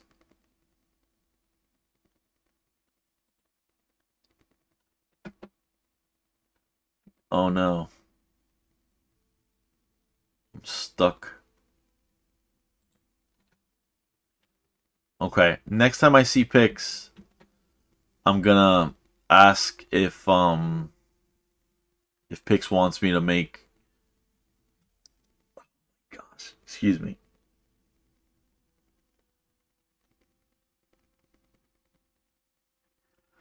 We'll ask if Pix wants to be a mod.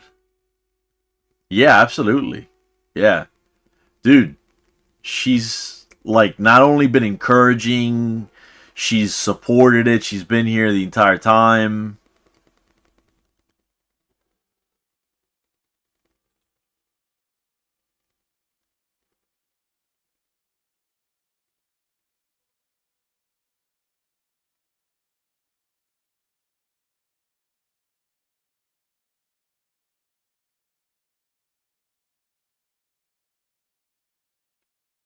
I know, right, Adina? Yeah. Yeah, that's why if she wants to be a mod, she's a mod.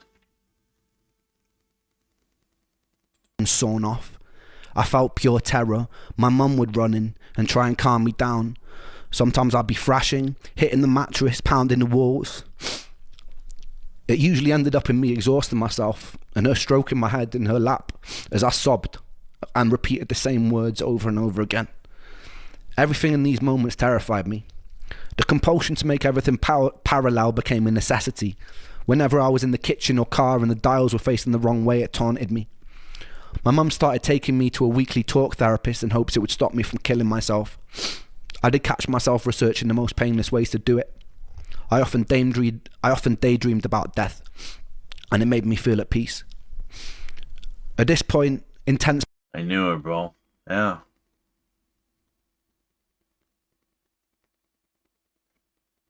You just want it to stop, you know? And yeah, Pixie is absolutely a special person who has nothing but love. I've never seen her do anything but be positive. We're talking about positivity and net positives for the world, right? Well, she's definitely one.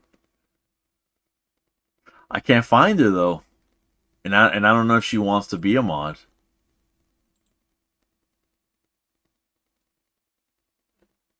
Yeah, I can't find her. Alright, here we go. Paranoid delusion started creeping in. I wondered if what was happening to me was demonic. I don't remember how I got there, but I remember one time speaking on the landline to someone who claimed to be an expert in dark magic. He told me that being around my mum was bad for me. He told me that she was bad. What? He told me that I needed to do a ritual with black wax candles in order to free myself. I remember ordering black candles from eBay, and when they arrived I had a change of heart, and I decided against doing this dark magic ritual. I fell asleep that night, and I woke up the next day to find the candles totally melted onto the white mantelpiece that they were on. They'd never been lit. I still don't really know for certain if anything of these things happened, but the melted wax was definitely real. I remember picking it off with my nails. There were moments that my rational mind knew that I was hallucinating. Sometimes in the night I would hear perfect string quartet symphonies with no sound source for them to be coming from. Kinda like when you're tripping and you forget that you've taken drugs. You know what I'm saying? That's what that sounds like, but it sounds like a really bad trip, bro. Like a super bad trip.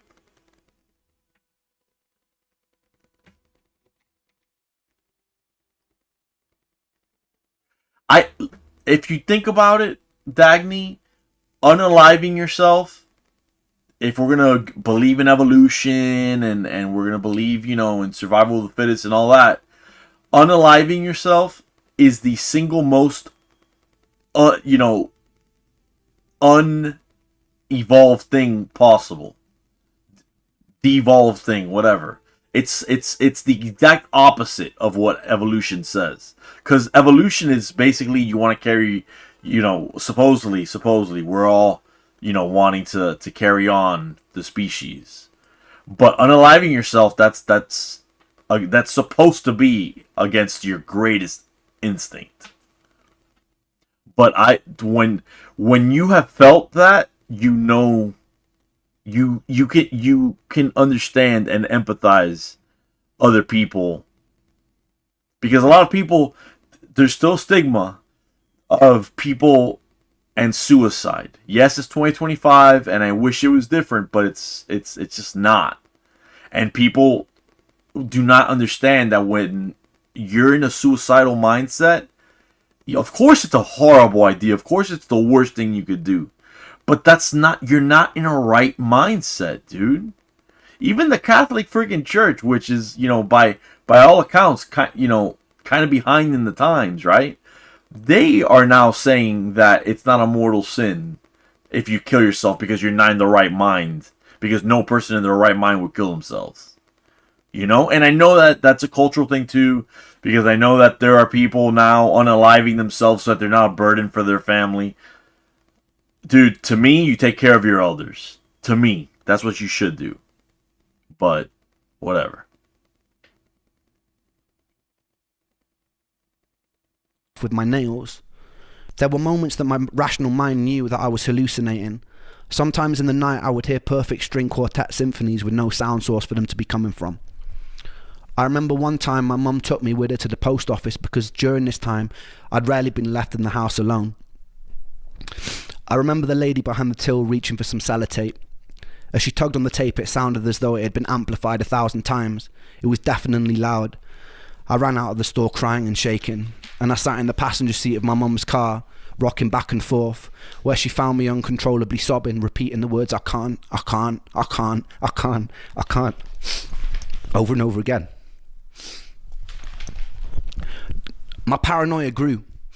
I boomeranged between thinking I may have been latched onto by some demonic entity, and I became suspicious of even my own family, to thinking I might be part of some sort of twisted experiment, where a group of observers were seeing how far they could push me before I snapped and shattered.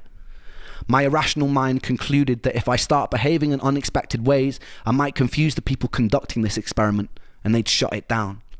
I'd sit in my own bed. Wait, I need to hear that again. Because that was... My paranoia grew right there. We're going to take it back to there.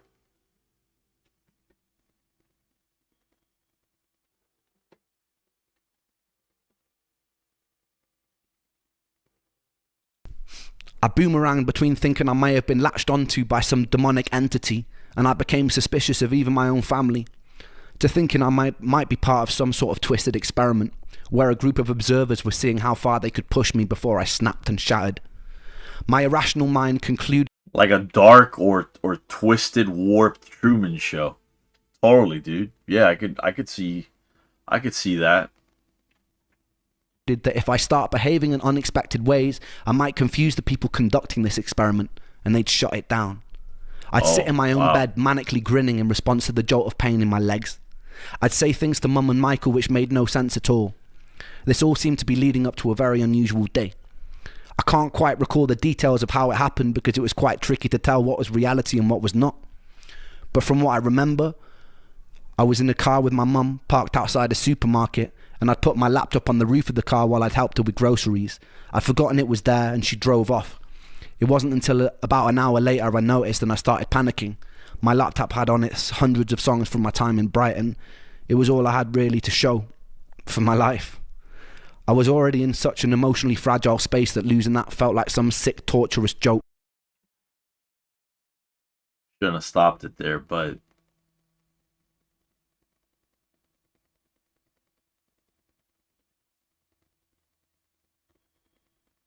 Dude. This is crazy. He lost his laptop. So now it's like I could see a person getting to that mental point, right? Saying, oh, well, now I have nothing to show for my life. It's like I never existed. I could totally see that. Totally see that. I was in the car with my mum, parked outside a supermarket, and I'd put my laptop on the roof of the car while I'd helped her with groceries. I'd forgotten it was there and she drove off. It wasn't until about an hour later I noticed and I started panicking. My laptop had on it hundreds of songs from my time in Brighton. Hundreds. It was all I had really to show for my life. I was already in such an emotionally fragile space that losing that felt like some sick, torturous joke. We drove back and searched every place it could be with no luck. As we were driving home, my mum pulled up at a junction and something in me snapped. I got out of the car and I ran away from it. I convinced myself this was still part of the experiment, because what else could explain that sort of luck? Once I got far enough away, I proceeded to strip off all my... See, his logic is warped because of the psychosis. It's really, really painful to watch. Because what else could explain that sort of luck? Once I got far enough away, I proceeded to strip off all my clothes, and I lay in the middle of a road staring up at the sky, laughing in hysterics. This was the opposite of how one should react to losing their computer, and so it seemed like the perfect way to confuse my observers. With time, the police showed up, as did my mother. By some miracle, Wow. she convinced them not to take me in or section me. And by a further miracle, they also relayed to my mum that a dented laptop had been handed in an hour earlier. No. I took this as meaning my experiment had worked. I eventually snuck off as my mum was talking to them. I wandered slowly around this unfamiliar village until I encountered the second angel I would meet in my life, this time in the form of a black homeless man. I'm not sure how we got there, but as I was walking, I turned to my side, and a man dressed in tattered grey clothes was walking beside me. He asked me what was wrong, and I explained the best I could the events of the day. I explained that I'd been sick a very long time, that I was tired, so tired, and that I just wanted to be better. I love the accent, dude. It's The hilarious. homeless man paused. He put his hand on my shoulders, and he stared into my eyes. His eyes had a light grey tint. They were almost white, and something about his presence made me feel incredibly safe, incredibly still. He smiled, a kind smile, and he said to me, "Everything's going to be okay, Ren." And then he vanished. I hadn't told him my name. What? I never hallucinated anything after that day. I have no real explanation for that day. I chalk it down to a psychotic episode or stress-induced hallucination, but the events which follow put a lot of questions in my mind. What he said to me was very simple, but also very needed. I realise a lot of people might hear these stories and just presume I'm a bit mad, a bit weird, like I do when people tell me their ghost stories. All I can do is tell you my experience and let you derive your own conclusions from it. Anyway, I got home and I started to observe. He's completely self-aware that what he is saying is going to be seen by some people as, you know, open to criticisms or insults, you know. But he's saying it because certain people need to hear it, just like he needed to hear that it's going to be okay. Well, I think there are probably millions of us, if not billions of us, that every once in a while we could use a pat on the back and just hear, bro, you know what, you're doing really well, man. I know that sounds like maybe an empty platitude, but bro, kindness is contagious, bro. KIC, dude. Just kick it, bro. You're kind to somebody, they'll be kind to somebody else. You have no idea. You know what I like to do when I call people on the phone, and I don't know if you guys will have a similar experience, or it's maybe just my luck, I don't know. But I like to say, "Hello, how are you?" Because I am genuinely interested. Do you need to but that's my way of basically saying, if you want to let off some steam, go ahead. Because not only do I don't go, "Hi, how are you?" I'm calling because I go, "Hi, how are you?"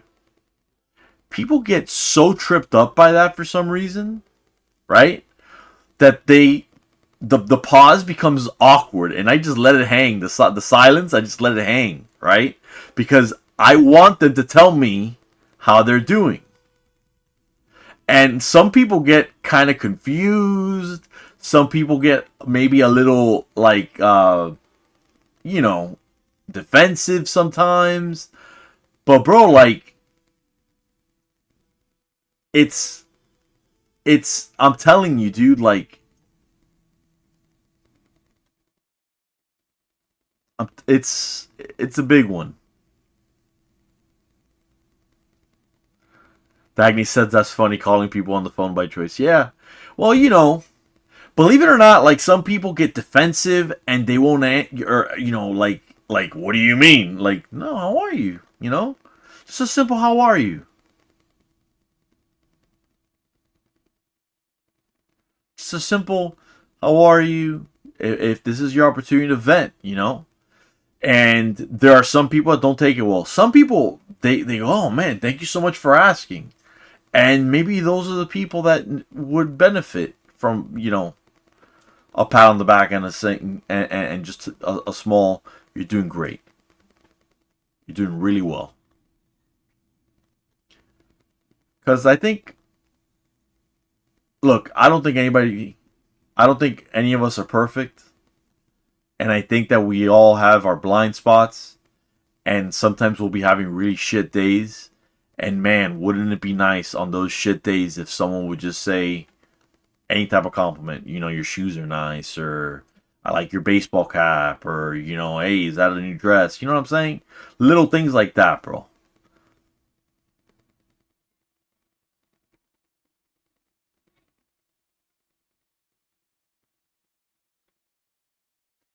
Text, let me tell you something. Text messages are awesome, but they've also changed the world in some negative ways. Some people literally do not want to use the phone at all anymore. Other than, you know, for texting. They won't do a voice call. But I don't know, man. Like, sometimes, dude, like okay, I'll give you an example. Yesterday was Free Comic Book Day and I missed it. But yesterday was Free Comic Book Day, right? So I was in a hurry, and I basically asked my 22-year-old if she wanted anything, and what would that be? And I'm like, I'm not gonna just get into a text, and I call her, and my wife is like, why are you calling her? You could just text it. I'm like, what the? Then it's a hi, how are you, blah blah. By the way, we're going over here, and would you like anything? What would that be? And then I gotta wait for her response? No, bro, like, that's crazy to me. But some people disagree with me. Some people really, really love text messages. You know?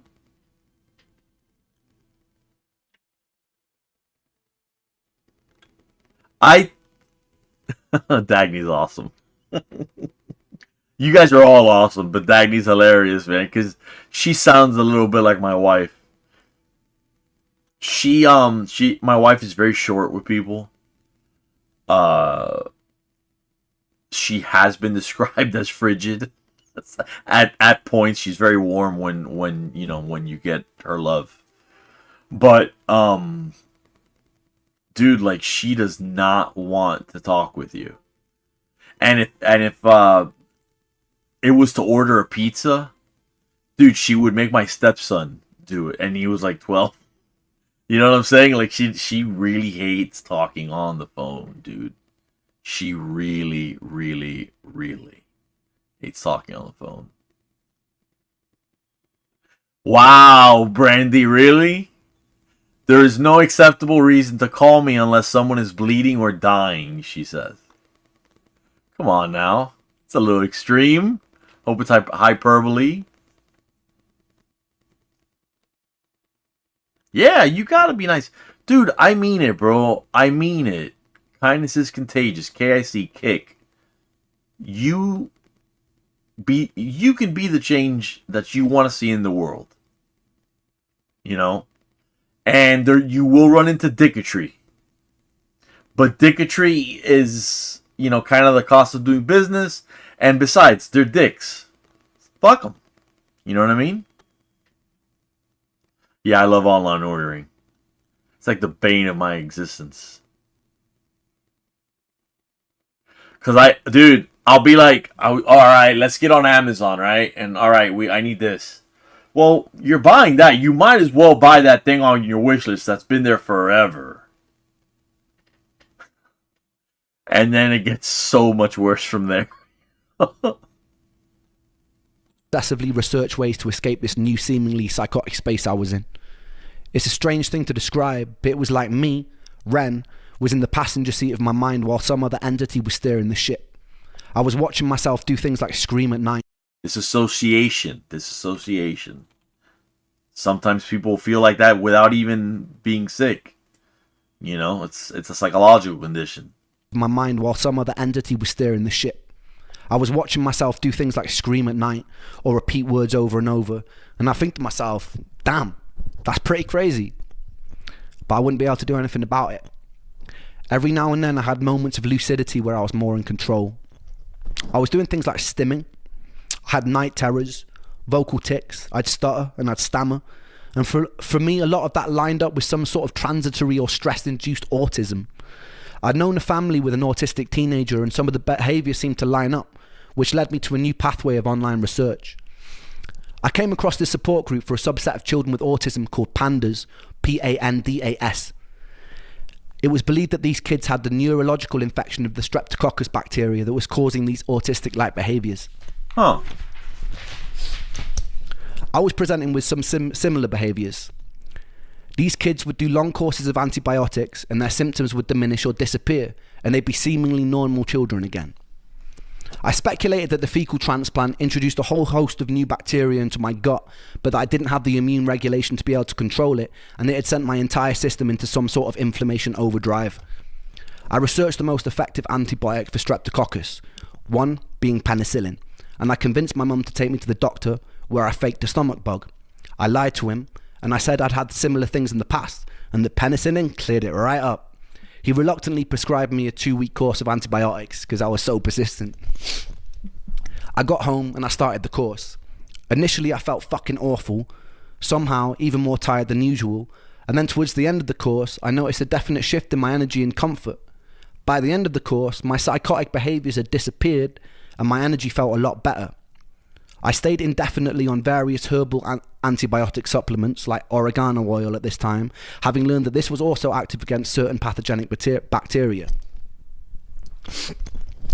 Keep in mind also, I'm just going off script right now, keep in mind if I'd have followed the advice of most of the doctors that I'd seen at the time who were talking to me about my psychotic behaviours, I would have probably been put into a mental facility and medicated with medication that I didn't need, and would have probably gotten a lot worse. So it was very lucky that I took no one tells you that antibiotics can treat psychosis, and these antibiotics did actually treat my psychosis. And I was no stranger to the placebo effect. I'd taken everything, it wasn't placebo. It didn't matter.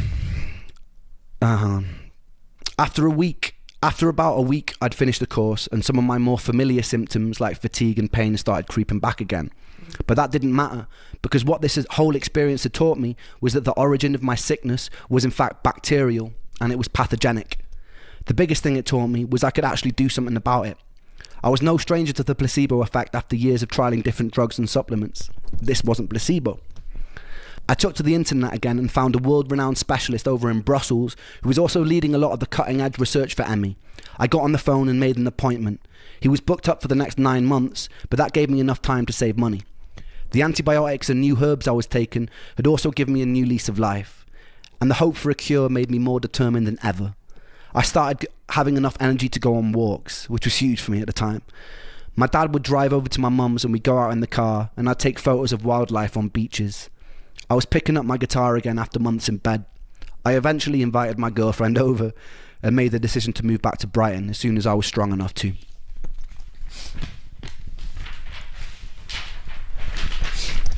It was around this time that I started working on the album Freckled Angels. I knew that the future tests weren't going to be cheap. I pulled together some old tracks from the days I was working with Sony, and I got hold of Eric and asked his permission to release them, which he graciously granted, so thank you, Eric. I then pulled together some newer material and compiled my first ever album from my bedroom. In those days, I had no real way of promoting myself and no energy to do shows, so it was mostly to be listened to by my friends and family. I named the album Freckled Angels after Joe. Joe was covered head to toe in freckles, and it seemed fitting to dedicate this work to one of the coolest and funniest people I ever knew. Any ounce of energy I did have from my limited reserves, I'd pour into recording that album. It's by no means a work of art, and it's a bit thematically disjointed, but some songs like Crutch or Pocket Full of Pain went a long way to photographing that time. I'm going to leave you with a recording of Pocket Full of Pain. Back in those days. Enjoy. So, Crutch is one of those songs that have been like popping up a lot in comments. I haven't heard it yet. And I think I just saw something about Pocket Full of, what is it? What is it? Pocket Full of what? I'm sorry. Yeah, I know. A lot of people like Crutch. It's been recommended a lot. I haven't seen it though. All right, so we're gonna check this out. So far so good, guys. I really appreciate it. You guys have gotten it up to 39 likes. Think of, consider subscribing if you haven't. Consider liking it. It would really help out the channel. I'd really appreciate it. This is a ton of fun, and I'm just glad you guys are here either way, to be honest with you. Pocket Full of Pain. Okay. Yeah, that's the title already, right? All right, here we go. Oh my lord, there you are. I can see you, Pixie. Hold on, wait, I gotta stop. Hey, Pix, you want to be a mod?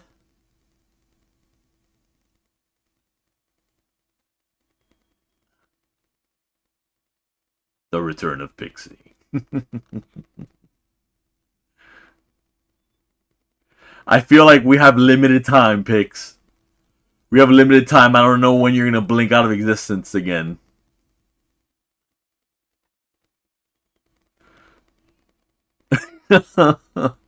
Here. Alright. Let me see if I know how to do this. Hold on, wait.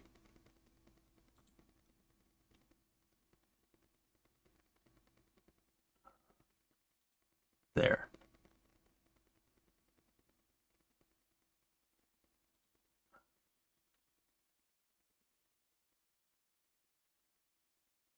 There. There. There we go. I'm surprised Ghost and Scott... Has anybody seen Scott?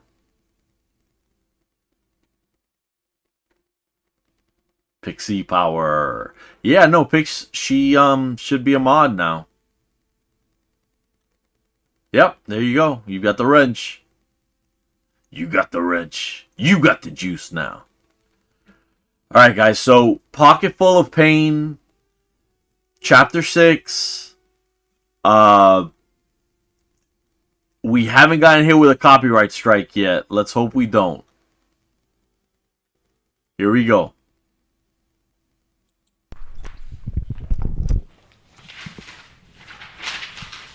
Cool. All right, Brandy, but I don't want to hear later from him or from Ghost that we forgot about them. I don't want to hear any of that crap. I really don't. Just kidding. All right, here we go. She's got the power. She's She-Ra. But wait, classic She-Ra, not that abomination that they made on Netflix. That was so bad.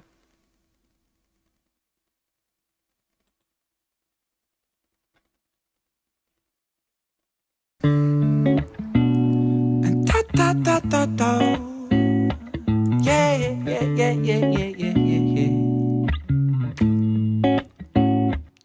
I watch the sun when it rises, when it's climbing the sky. I sit here with the pocket full of pain. I've got tears in my juice, in my mind. There's a noose, but my hope makes me cling to the day. I wanna run with the sun and the moon and the stars till I'm running faster than my pain. I wish I could breathe out this fear, this doubt, send it into the Milky Way. I got my finger on the trigger of a Magnum 44, but survival instinct won't let me bleed. I wanna put up. It goes so... It's just so weird. The beat is it sounds upbeat and cheery, right? And he's talking about holding a freaking revolver to his head, dude. So weird. Like, if you would have asked me, I don't know, man, a year ago, I would say, I don't know, it's risky. That probably won't work. But dude, he totally makes it work. He just everything he does, he just makes it work. If you're into Ren, you just get him. You're on his his wavelength. You're reading his brain waves, you know?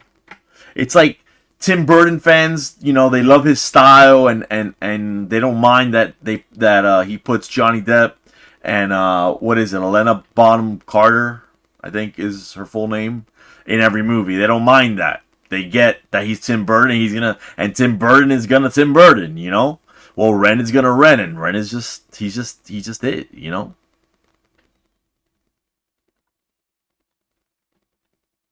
Absolutely, little chicks.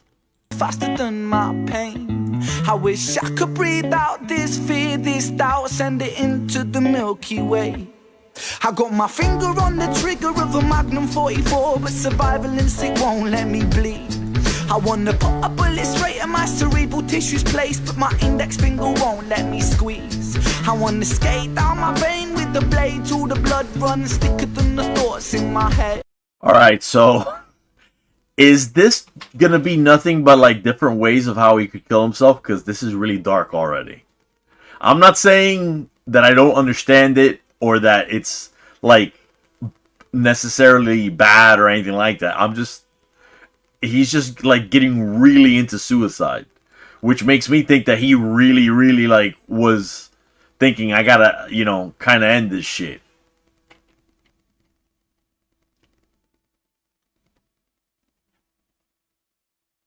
I'm 44, but survival instinct won't let me bleed. I wanna put a bullet straight in my cerebral tissues place, but my index finger won't let me squeeze.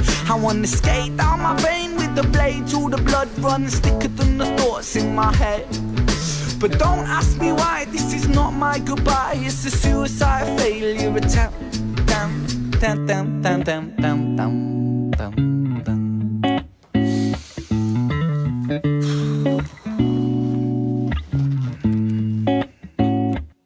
I choose life, I choose life, I choose living. Put the bottles and the pills down, I stand up, I breathe with precision. Calm washes over me like... You guys are right. It is empowering. It is empowering. I like it. I like it. But the beat, it's so weird. And I love how he, like, yeah, failure attempt. I like that. I like that. You're absolutely right. I choose life, I choose life, I choose living. Put the bottles and the pills down, I stand up, I breathe with precision. Calm washes over me. Dude, seriously, you just can't let whatever evil or darkness that is hurting you, whether it's sickness or a person, maybe you have a bad sibling that you need to get away from, or a bad friend, you know, whatever sickness or illness that you're going through, you gotta always kind of just realize, dude, I gotta pull through no matter what. And there is something empowering about that. He's literally saying, I choose life, even though life effing sucks, but I choose life. And if he did it, you can do it too. If you're going through it, you can pull through, bro. I really respect that. Like a break in the storm, I close my eyes for a minute, then my troubles transform, and I travel deep into the corners of my mind. I remember the first time I felt hopeless. I think I was 5, cause at the hands of this bully, the lessons that I learned is that this world is not so beautiful. Sometimes it can be burnt by the fires of evil that are living inside the common people just like you and like I. We'll all strive to survive, and we all climb to the top over our brothers and sisters, whether we mean to or not, and we get lost in the tide rid of insecurities and power seeking fooleries, but happiness don't live inside no jewelleries. In an age of distraction, we would rather tap on our iPhones than stop a war from happening. It's heartbreaking, Satan's patiently waiting for us to mess up big time, so hell on earth will be blatant. So forgive me for wanting to blow my brains out, but I've got a change of heart. It's time for change now, rearrange now, fist in the sky. I say proud, say loud, revolution word on my brain now. It's with the people, yeah, power's with the people. If the people strive for unity, the world it could be equal. You could be the start of the beginning, a dawn of no stress, no troubles, no sinning, just living. So overthrow evil and greed, put aside your distractions, welcome change with me, welcome change with me, welcome change with me, welcome change, welcome change, welcome change with me, welcome change with me, now welcome change with me, now welcome change, welcome change, welcome change with me. Yeah, yeah, yeah, yeah.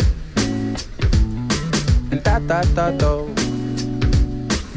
I love how he's casually like adjusting the camera and still scatting. You know, he's still singing. Oh man, that is so funny. That is so funny. And yeah, man. Yeah. Absolutely.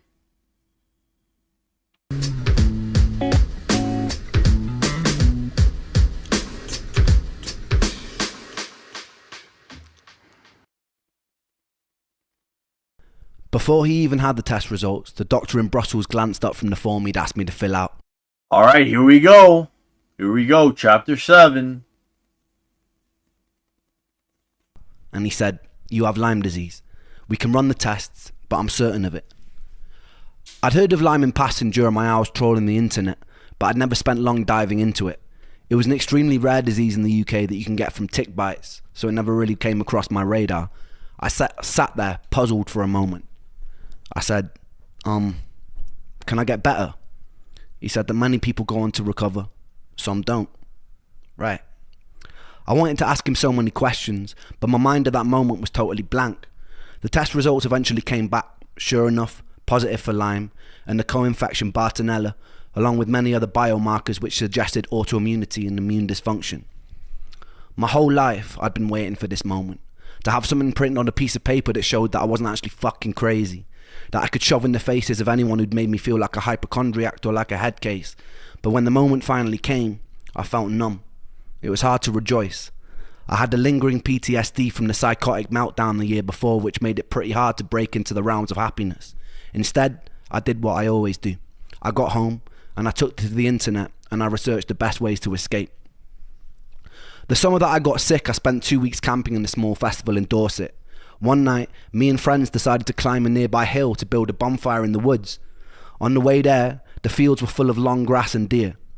3 people, all my age, who all attended that festival came down with ME or fibromyalgia-like symptoms over the course of the next year. One was a friend of the family who was shut in a dark room for years because the light would be too intense for him. Before that festival, he was bursting with life, a successful capoeira dancer, reduced to a zombie. Lyme disease seemed to be as much of a medical labyrinth. Renism again. Because I don't think the guy actually was a student of capoeira, was he? Correct me if I'm wrong. Just gotta love it, man. It's just awesome, dude. It's like he's like a musical Captain Jack Sparrow. Kind of. It would be too intense for him. Before that festival, he was bursting with life. Let me rephrase. Not just music, because I do see the creativity in other things too. So he's like a real life Jack Sparrow, except, you know, he's not a swashbuckler or whatever. A successful capoeira dancer, reduced to a zombie. Lyme disease seemed to be as much of a medical labyrinth as ME was. On one side, there was a whole host of specialists who believed Lyme bacteria becomes chronic, evades the immune system response, can sometimes evade testing, and leads to debilitating symptoms unless treated with a long course of antibiotics.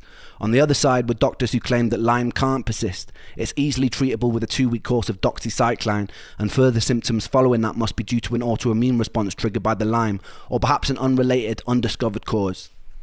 I educated myself as best I could on all theories, trawling through research papers on PubMed, conversing people in support groups, often contacting leading Lyme scientists via email or phone to ask them questions. Lyme disease is caused by Borrelia, a spirochete bacteria that causes symptoms like extreme fatigue, confusion, joint pain, heart problems, digestive issues, anxiety, depression, and in extreme cases, hallucinations. So everything was adding up. I fell down internet rabbit holes of learning how Borrelia produces outer membrane vesicles, which contain outer surface proteins which can modulate your entire immune response, essentially dampening it for its own survival. It was a truly insidious pathogen, a smart one out of a twisted horror sci-fi. There would be online groups claiming it was created in a lab in Plum Island off America and weaponized. Due to the widespread suffering it seemed to cause, and given how hard it was to treat, it was easy to see how people gravitated towards these sorts of superstitions and speculations. Yeah, he didn't even have really the relief of getting a diagnosis. He just felt numb, which sadly happens, you know. And I noticed he's wearing Adidas again. Just loves Adidas, bro. It was easy to see how people gravitated towards these sorts of superstitions and speculations. The main thing that made my head swim was the sheer number of treatment options, in part a byproduct of the cognitive dissonance in the medical industry at the time. There were countless antibiotic protocols, herbal protocols, immune system modulating protocols, wackier ones where people would be stinging themselves with bees or swallowing certain helminth parasites to modulate their immune systems. It was a wild west. And I wasn't so naive to be unaware that there were a lot of quacks in that space, selling people snake oil, financially taking advantage of desperation. Like a lot of the medical industry, I despise people and companies who see opportunity to profit from other people's misery. If you're watching this video, and you're one of those people, I would highly consider switching your role in the world and being on the right side. One common factor a lot of these protocols seem to share was you would certainly get a lot worse before you got any better. There was something called the Jarisch-Herxheimer reaction.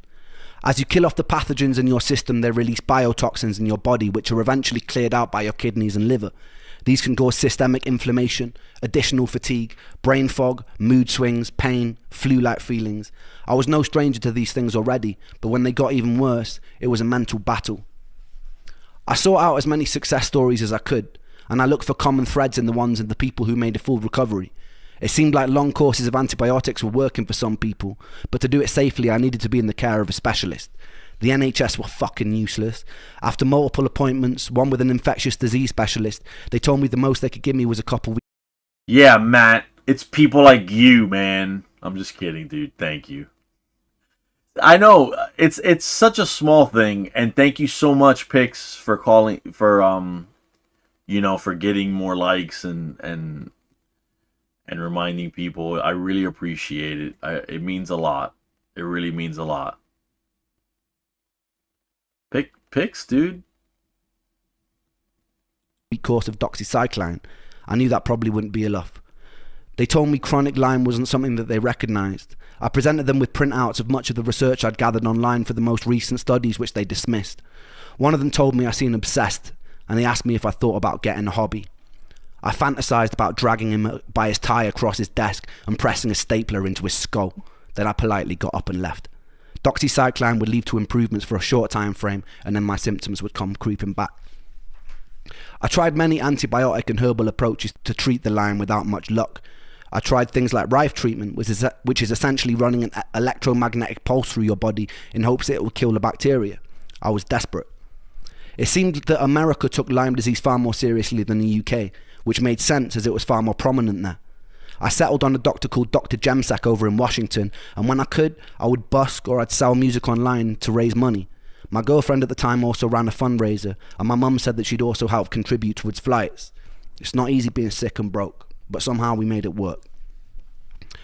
A week before I was due to fly out, something happened which changed my whole life. I've always been a believer in the good that you're putting out in the world coming back to you. Luck, therefore, is more of a karmic consequence. When I was making video blogs, I wasn't doing it to build a following or for any sort of social merit or personal gain. I was doing it because I thought I was going to die. I was doing it because I wanted to feel like I'd left some sort of positive mark on the world, like I'd helped. I remember waking up one morning and going through the comment section of the latest video I'd posted, only to find a message from a British doctor who is running a clinic over in Germany in Los Angeles. He is the third and final angel of this story. He was reaching out to offer to help, and he didn't want anything in return. We exchanged messages and ended up jumping on a video call together. The angel explained that he sympathised with my story. His son was a musician, and at his clinic he'd seen firsthand the countless times the destruction that Lyme disease was causing. He explained his clinic was involved in cutting-edge stem cell procedures and seeing promising results for various autoimmune and Lyme patients. The cost of the procedure was upwards of $25,000, something that I could never afford. But he said that every year he personally selected patients to attend his clinic for free. He would offer me the treatment free of charge. All he wanted me to do was document my experience. It made sense to me that if Borrelia was able to modulate the immune system for its own survival, that an intervention that focused on immunological homeostasis would help. The clinic also offered antibacterial IVs targeting the Lyme and various other treatments intended to build the body back up after years of chronic health complications. I was kind of in shock. When a stranger reaches out and offers something so generous, it's natural to doubt his intentions, but something told me to trust this kind offer. I really had nothing to lose, and as morbid as it sounded, my willingness to die made it easy to throw myself into a more experimental procedure. There was also some security in the fact that he wanted me to document my experience and share it with the world. If it had been more sinister, surely he wouldn't want that sort of exposure. I decided that I'd still go to the initial consultation with Dr. Jemsek as I'd raised the money, but I would catch a flight to LA once it was done. Money was still an issue. The entire treatment length was about 6 weeks, and back then I could have never afforded the accommodation for that long. Dude, so he's still going through it. Like, he's got the diagnosis in hand, and he's got... It's like the classic so close but too, so far away. Because the cure... it's not really, because he's still going through it and still getting treatments, but the cure is there, but he still needs the finances,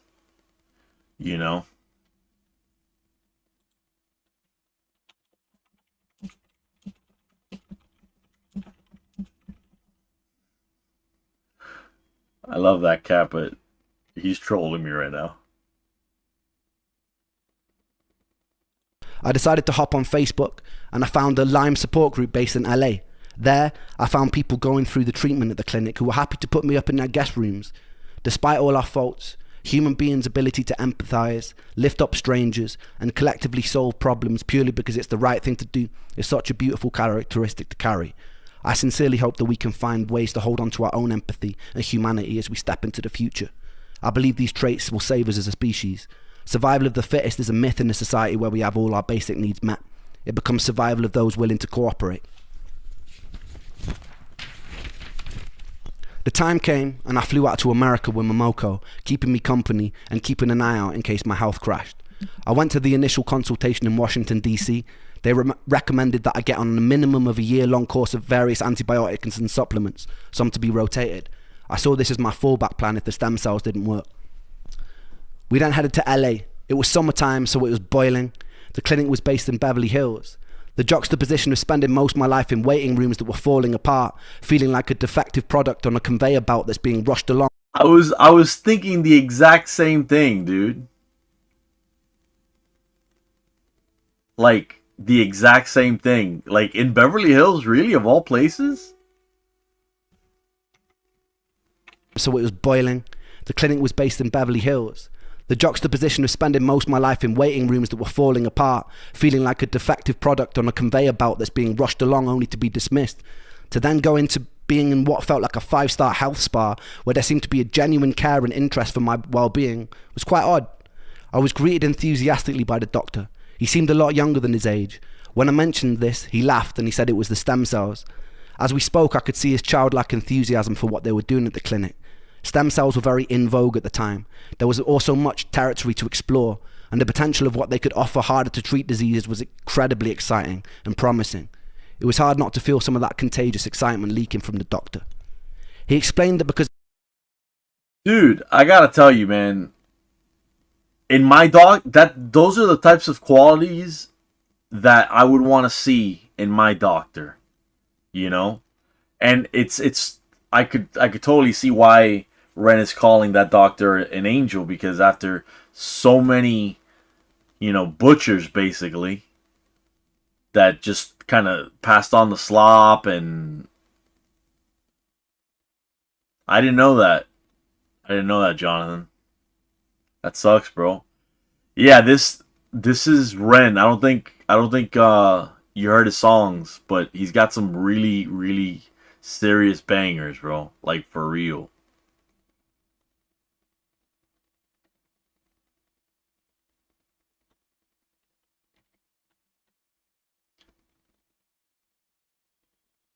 Showing the ability to avoid a negative response for a person's immune system, allowing the cells to be transplanted in a wide range of people without rejection. Oof. I've heard that, like, organ rejection is one of the most painful things, dude. For real. No. It was hard not to feel some of that contagious excitement leaking from the doctor. He explained that because I've been sick and misdiagnosed for so long, it wasn't going to be easy. There was no magic fix. At times I might feel like giving up, but I should trust the process. So I did. When we first arrived, I was staying on the floor of a young couple's apartment. They were just starting treatment at the clinic. Fontaine was a songwriter and he was an actor. One night he asked me if I liked bikes, and then he took me out on the back of his Harley Davidson and drove at high speed through the hills surrounding LA. It was interesting talking to Fontaine about her experience. I'd found people I could relate to online, but very rarely did I meet people in person whose experience had mirrored my own. She'd also been through the ringer of misdiagnoses, medical dismissal, left to suffer, trying desperately to claw back her own life. I started to realise this problem wasn't localised to the UK. It was global. So many people were going missing and screaming into a void. The first week at the clinic was aimed at building my body back up. I would sit for hours while various vitamins and nutrients were dripped into my body to address any deficiencies that may have occurred from years of being sick. They also offered talk therapy, lymphatic drainage massage, ways to calm your nervous system that would aid healing. I was still having to pinch myself that this was all free. I felt guilty for the people who had to pay. It wasn't easy. Occasionally I'd have an immune reaction to one of the IV drips. I didn't know at the time, but I had mast cell activation syndrome, which meant my body would become highly inflamed in response to many food, vitamins, even things like perfumes or scents from everyday cleaning products could set it off. Good Lord, bro.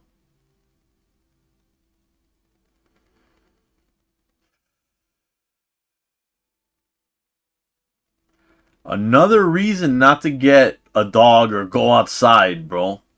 Since, ticks carry that shit. Good Lord. Like, his body is just destroying itself because of all these freaking things. Would aid healing. I was still having to pinch myself that this was all free. I felt guilty for the people who had to pay. It wasn't easy. Occasionally I'd have an immune reaction to one of the IV drips. I didn't know at the time, but I had mast cell activation syndrome, which meant my body would become highly inflamed in response to many food, vitamins, even things like perfumes or scents from everyday cleaning products could set it off. A year later, while in the German clinic, I would be minutes away from nearly dying after going into anaphylactic shock during an IV drip. A nurse luckily caught me in the nick of time and injected me with an EpiPen. I spent a night in the emergency ward with Germans who couldn't speak a word of English, who put me on an electrolyte drip that made me feel even worse.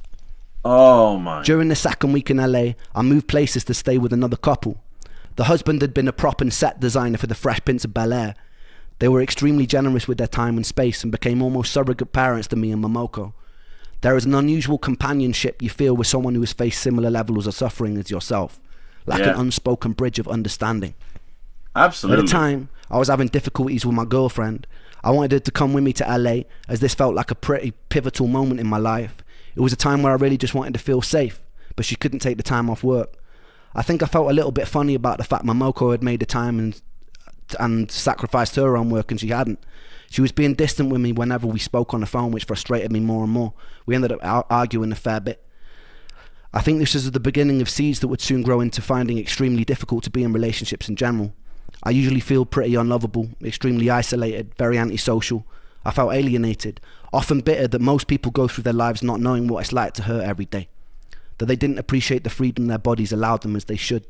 To be alive and to not hurt is a blessing. To be alive and not hurt is all I want. The day of the stem cell transplant finally arrived, and I was nervous. as you would be getting a giant fucking metal rod shoved into your skin. The doctors offered me an anti-anxiety med, and I was never one to turn down free drugs. Amen. With autologous stem cell transplant, they take cells from your own fat, centrifuge them, and then do some magic science shit and then feed them back to you in an IV. Some magic science shit, bro. I think that's the actual technical term for it, the nomenclature for it.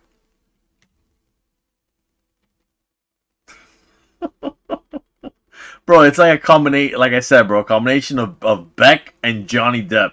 Just oozing charisma, dude. With autologous stem cell transplant, they take cells from your own fat, centrifuge them, and then do some magic science shit and then feed them back to you in an IV. To acquire these cells, they have to do liposuction. The issue was I was already skinnier than a shadow on a cloudy day. They would usually take the fat from the stomach, but as I had virtually no body fat, they had to go in through the back near my coccyx. They spent about 20 minutes sawing away at your insides and separating your muscle from fat. Then they inject you with a liquid that breaks it down and they suck it back out. Fresh for the stem cell harvest. There's a video of me drugged up and laughing as a needle as big as my forearm gets rammed into my back.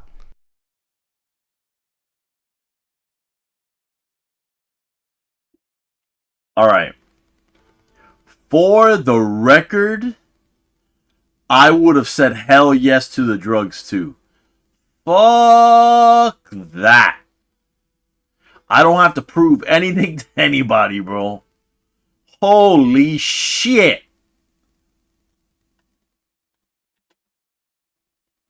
Oh my goodness, Pix.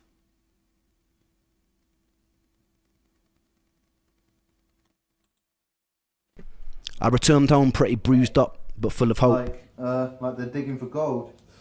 And so I'm pretty kind of bruised up. I've got these two little holes here where they took the stem cells out and they put them back in my arm.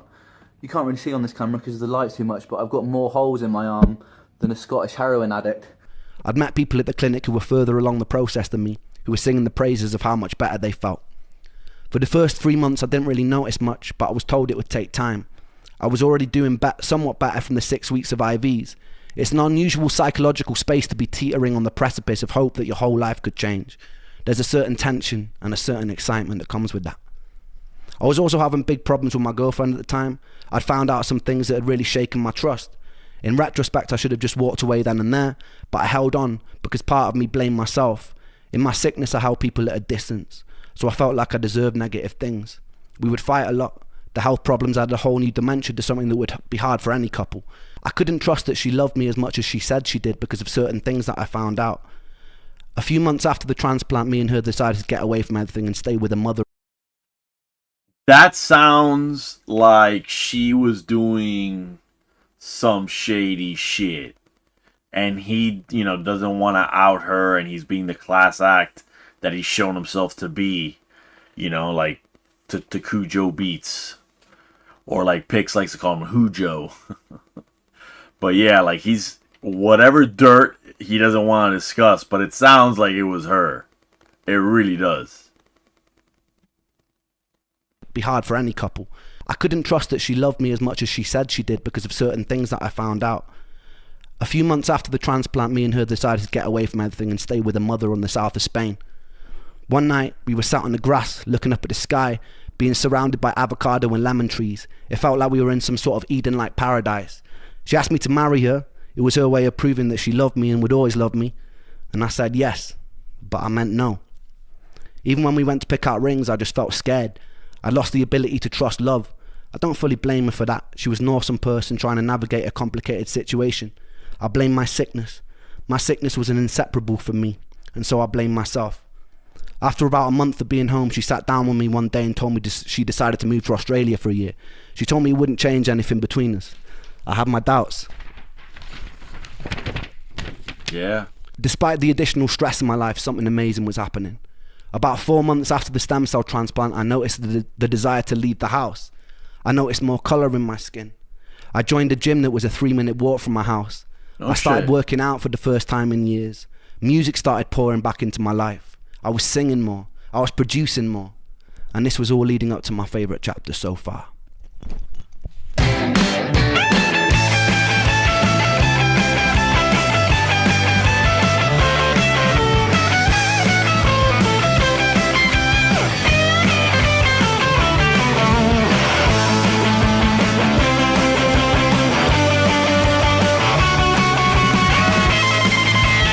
Yeah, Maria, that's what I said. It sounds like she, like she was unfaithful, or there was evidence of infidelity. Something, maybe a text message that seemed a little bit overly familiar, or whatever, dude. Like something that broke the trust.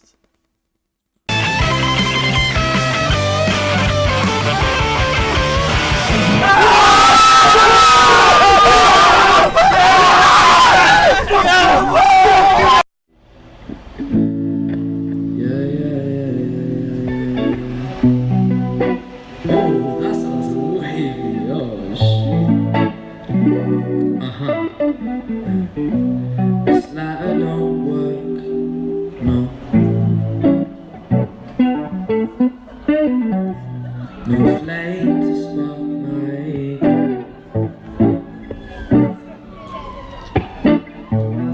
My Nike's laced in dirt. Shit. I feel like I'm treading on my own soul. He's still got the cigarette in his mouth, just oozing rock and roll, man. My headphones only working on the left side, but I try to live the right life. My eyes wide and I strive to stop my demons gripping from the inside. This road is dark and I can't find the batteries for my flashlight. I'm blind-eyed and I'm tired.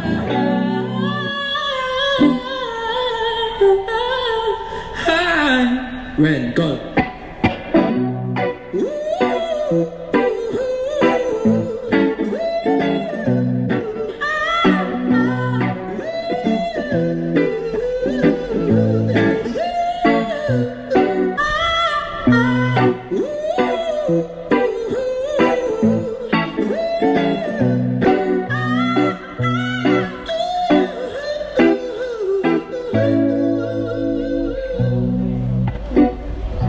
These drugs don't work.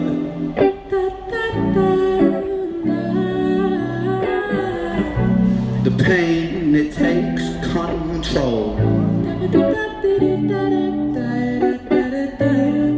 Blood-stained shirt.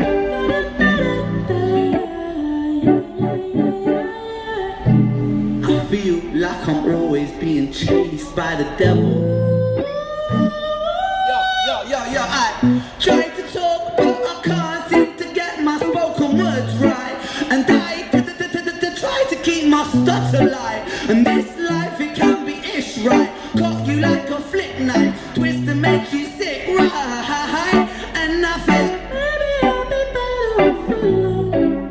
And so I redirect the calls from my phone. I learned so many lessons from depression, but in essence, I'm just wishing that these bad thoughts were gone.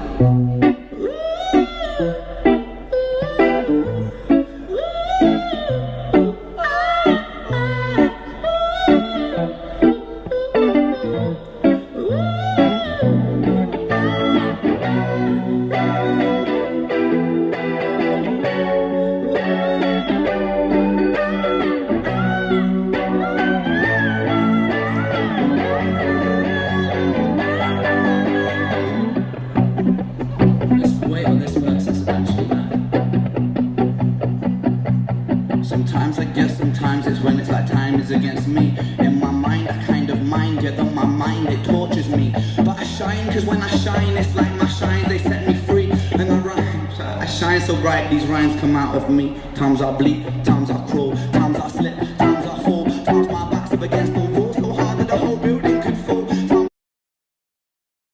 Just wanted to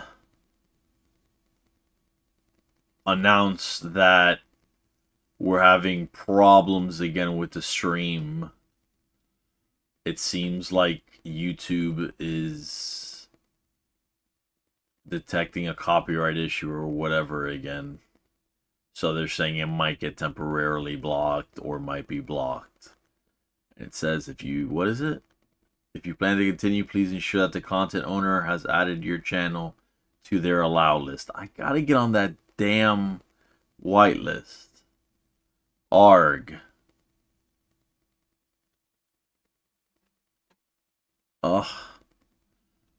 Well, guys, if we get taken down, I'm really sorry. I will finish the chapters.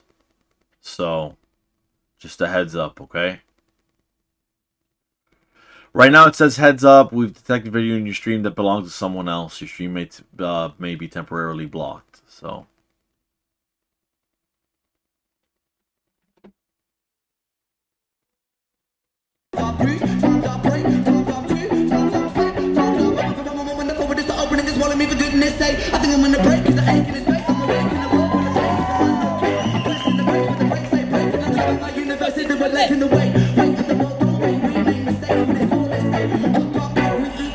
Sometimes no time for double taste, but that's just the way life goes sometimes. But I don't want to end up in the gutter being bad, but my trouble face down in the pocket where the sun don't shine. I'm coming on the back on the truck and the top and it's not peace, like I never listen, I'm packing a long pain. Oh Lord, take this pain. Yeah, I was just about to mention you, Samantha, because yeah, dude, it has to be the music. It has to be the music. It has to be the music.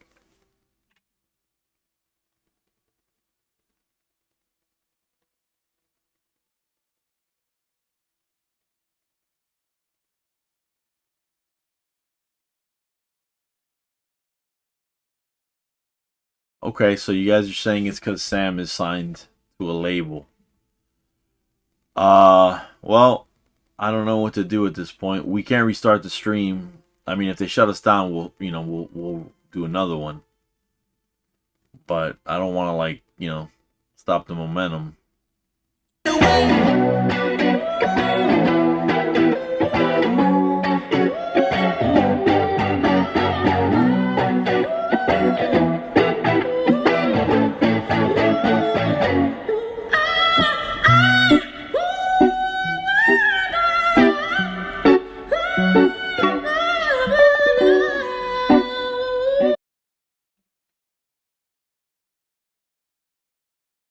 All right.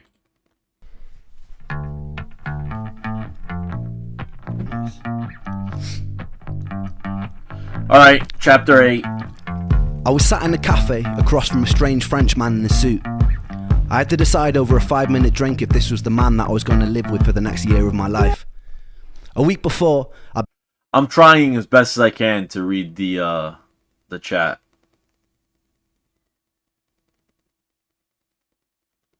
Yeah. This is on the Ren Makes Stuff, if I'm not mistaken. Hold on one second. Yeah, Ren Makes Stuff.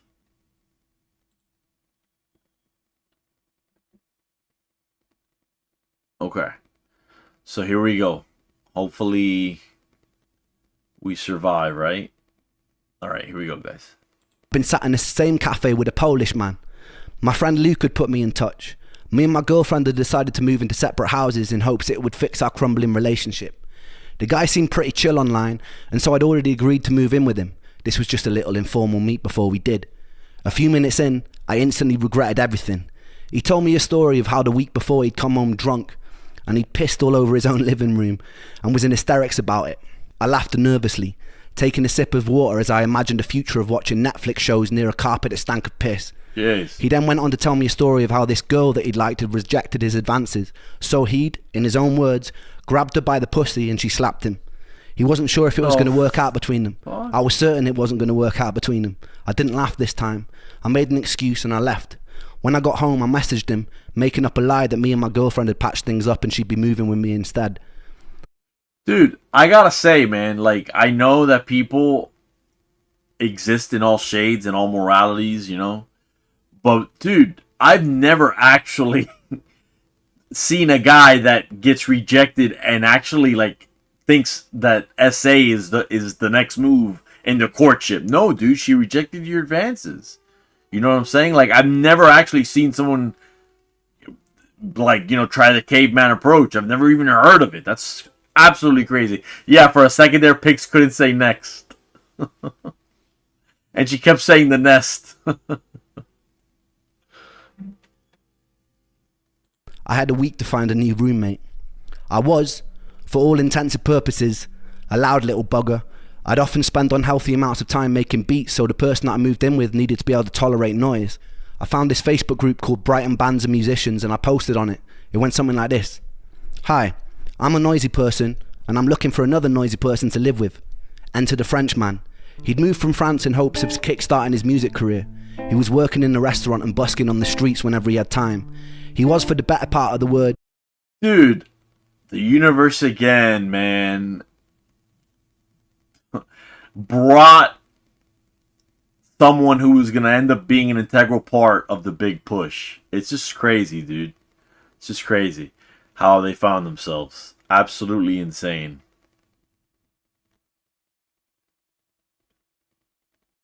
I don't think that works, Pix. But isn't it crazy that they both found each other? He needed someone and they just... And I guess obviously the Frenchman needed someone too, right? So... I'm sorry, Jenny. What? Oh, whoa, whoa, whoa, whoa. I see what you're saying now. Yeah. Yeah, dude. Insane. Insane person. ...live with. Enter the Frenchman.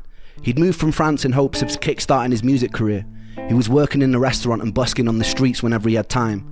He was, for the better part of the word, eccentric, and at first I couldn't quite place him.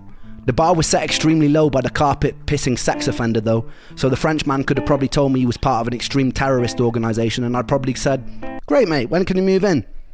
The house was only meant for two, but in true cheapskate style we found a third housemate called Tom, who was probably one of the funniest people I've ever met. Tom would go on hour-long rants about how Nicolas Cage is the world's best actor.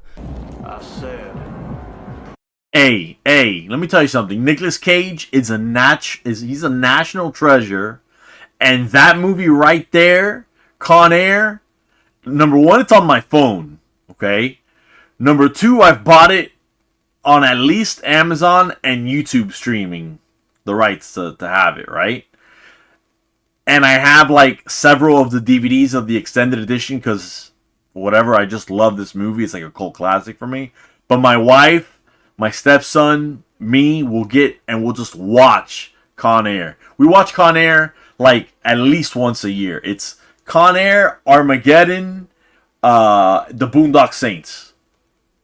Awesome, awesome movies. We see them like as a tradition every year. And then in December we watch Lord of the Rings. Because that's when they came out. That's like their anniversary.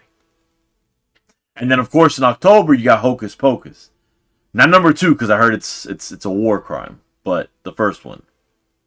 Yeah, Face Off, dude. Dude, Face Off, National Treasure. Hold on. That movie, what's that movie? Is it called Pig? That movie, Pig. Long Legs. And these are just recent ones. Snake Eyes was good. 8mm was good. The guy's a star, bro. The guy is just a star.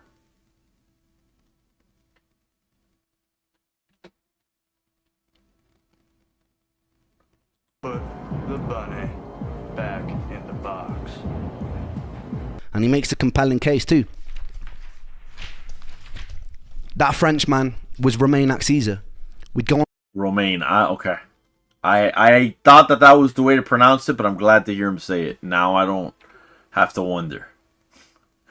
All right, here we go. Gone in 60 Seconds. Awesome movie, dude. And I know I'm on the spot, so I can't really think of many more. But dude, like I know, dude, that movie. What's that movie where he plays himself essentially? And there's also one where it's like a Five Nights at Freddy kind of, kind of spin-off. What is it, like Wally's Wacky Land or something like that, where literally there's like evil spirits inside these animatronic mascots, like Five Nights at Freddy, and he kills all of them. And he doesn't say a word, by the way. He just acts like Nicolas Cage, but without saying anything. Raising Arizona, another great one. Dude, just some really amazing movies. And I liked, even though it wasn't a great Ghost Rider, I liked him in Ghost Rider too. I also enjoyed that. What was his Western that he did recently that was really, really good? I forgot the name of it. He just did a Western. Where he played a bad guy that basically had a daughter, and then he tried to reform his way. But you know, his bad guy days caught up to him. That's why people should not do evil, because karma's a real thing, and it will, you know, off you. But that movie was great. Also, I forgot the name of that movie. Dude, just so many good movies. The thing with the Ghost Rider movie is that you just gotta kind of look at it as a popcorn flick. You know what I'm saying? Renfield, he was so good in Renfield. How could I forget? The support group was hilarious. That guy that led the support group that's in Ghosts also. I think it's an NBC show. That he plays like the guy from the Revolutionary War. Dude, great movie.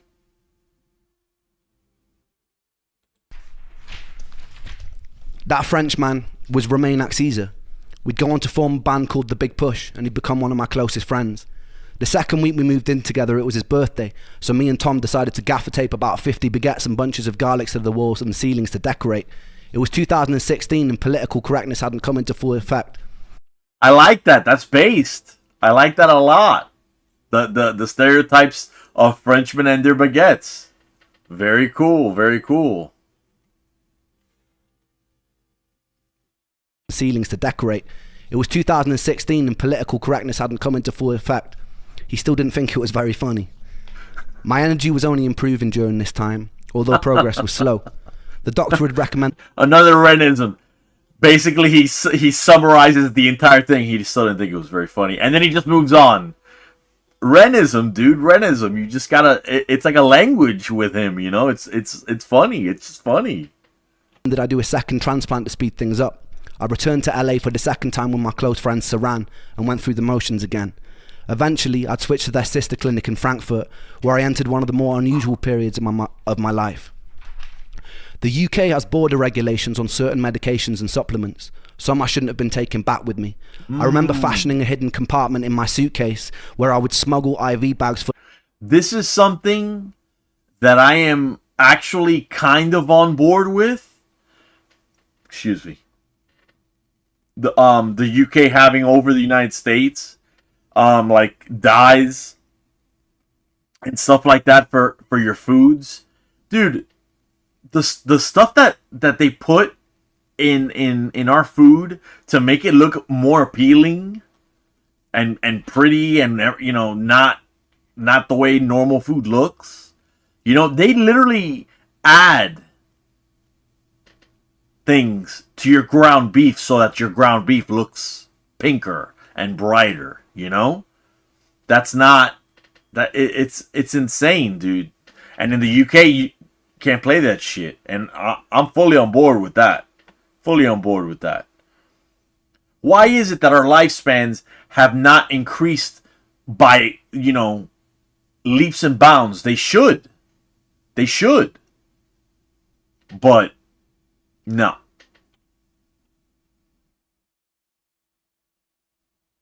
Dude, if you buy a McDonald's burger and you just leave it there, dude, it starts to look like a photograph because nothing happens to it. It just you can't eat it. You'll get sick, but nothing happens on the outside like regular food.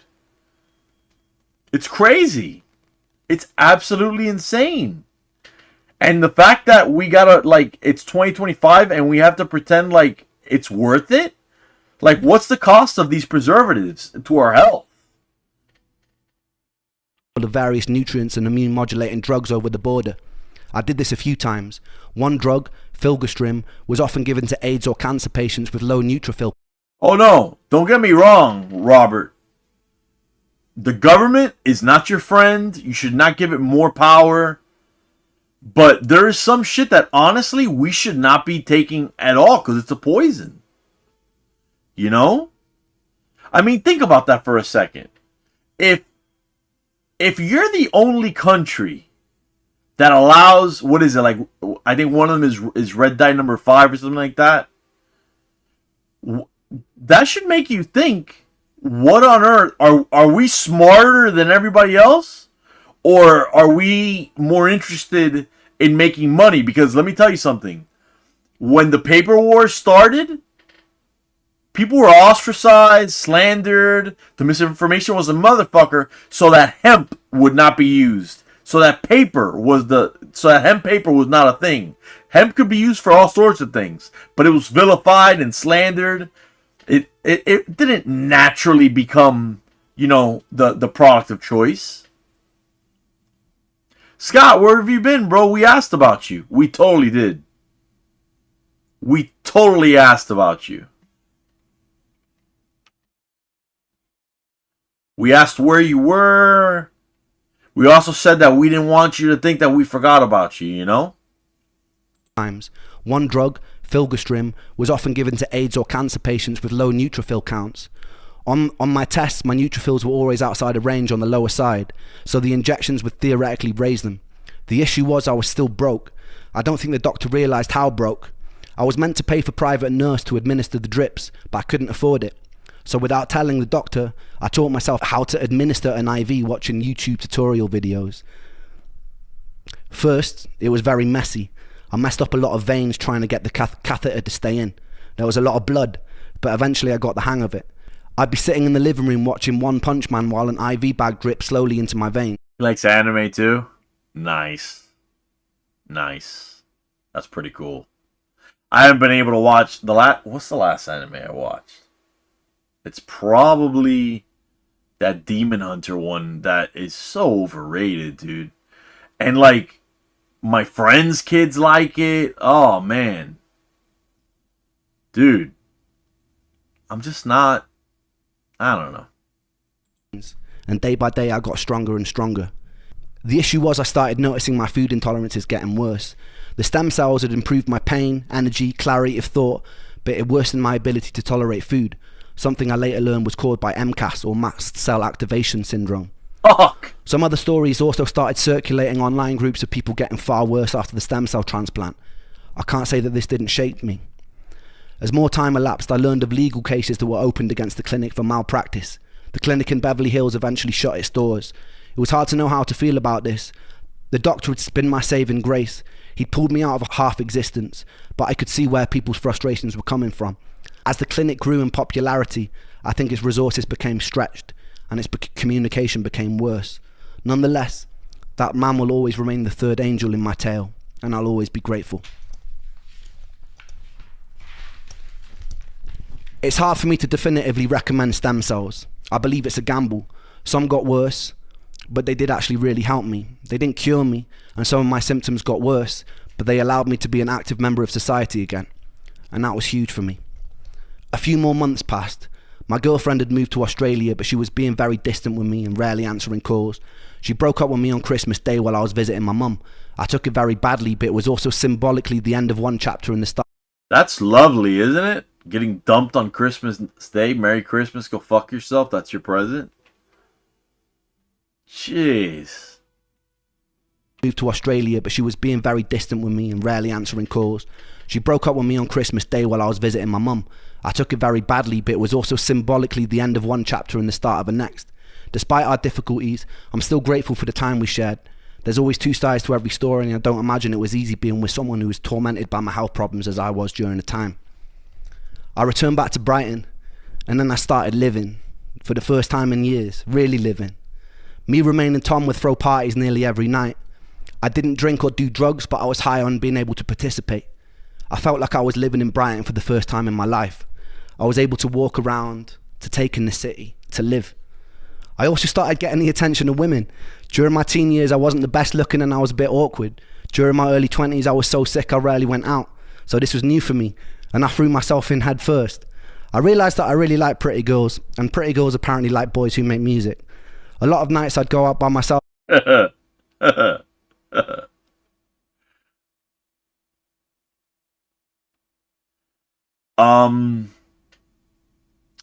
I don't know.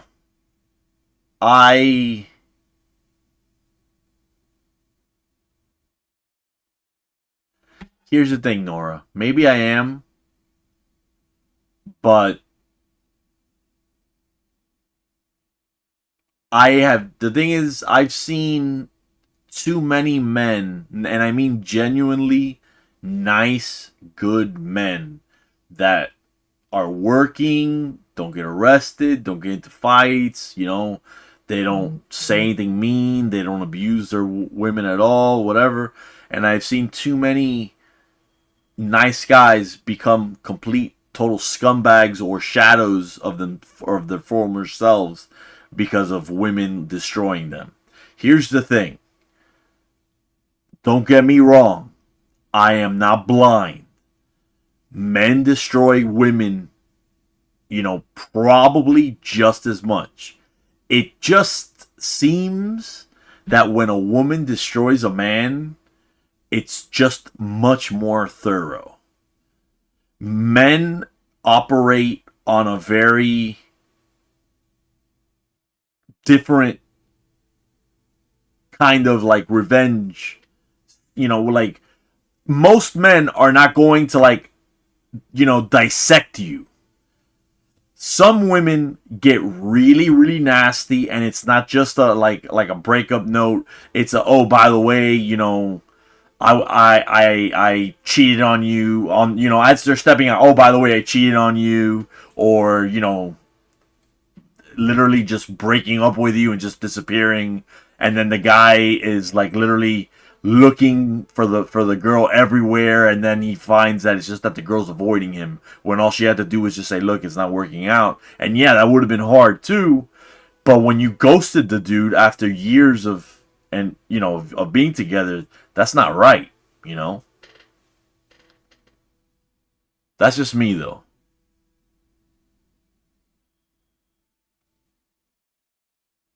That's just me. I try to not be bitter, not hold grudges, not be petty. But the thing is that I like to think that I'm nice to people. I'd like to think that I'm nice with people.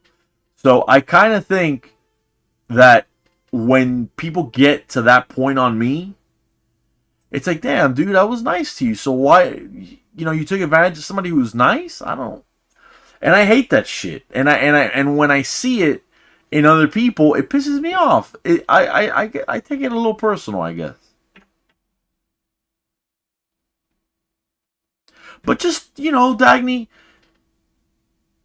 look, a breakup by text is horrible, but it's better than being ghosted. You know what I'm saying?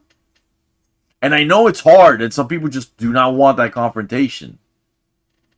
And don't get me wrong, some situations you need to ghost. If somebody's like abusive, then obviously you need to fucking you don't owe them an explanation. You just need to care about your safety, Anyways, let's run it back a couple seconds, and here we go. I like pretty girls, and pretty girls apparently like boys who make music. A lot of nights I'd go out by myself around Brighton and end up meeting a whole bunch of beautiful women. One night I ended up breaking into the Hilton Hotel with a girl that I just met. We managed to get onto the roof, but we were chased down the flights of stairs by security. We ended up having sex on the beach at 2 in the morning while the tide came in. Holy shit! The parties we throw would get crazier and crazier. There'd be times where everyone was half naked by the end of the night. Holy shit! I wasn't expecting that. Hold on.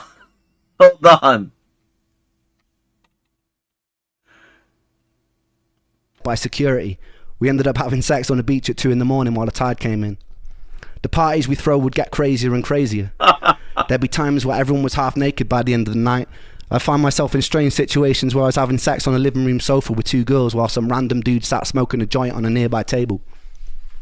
That is not... Bro. That is so rock, right? But, dude...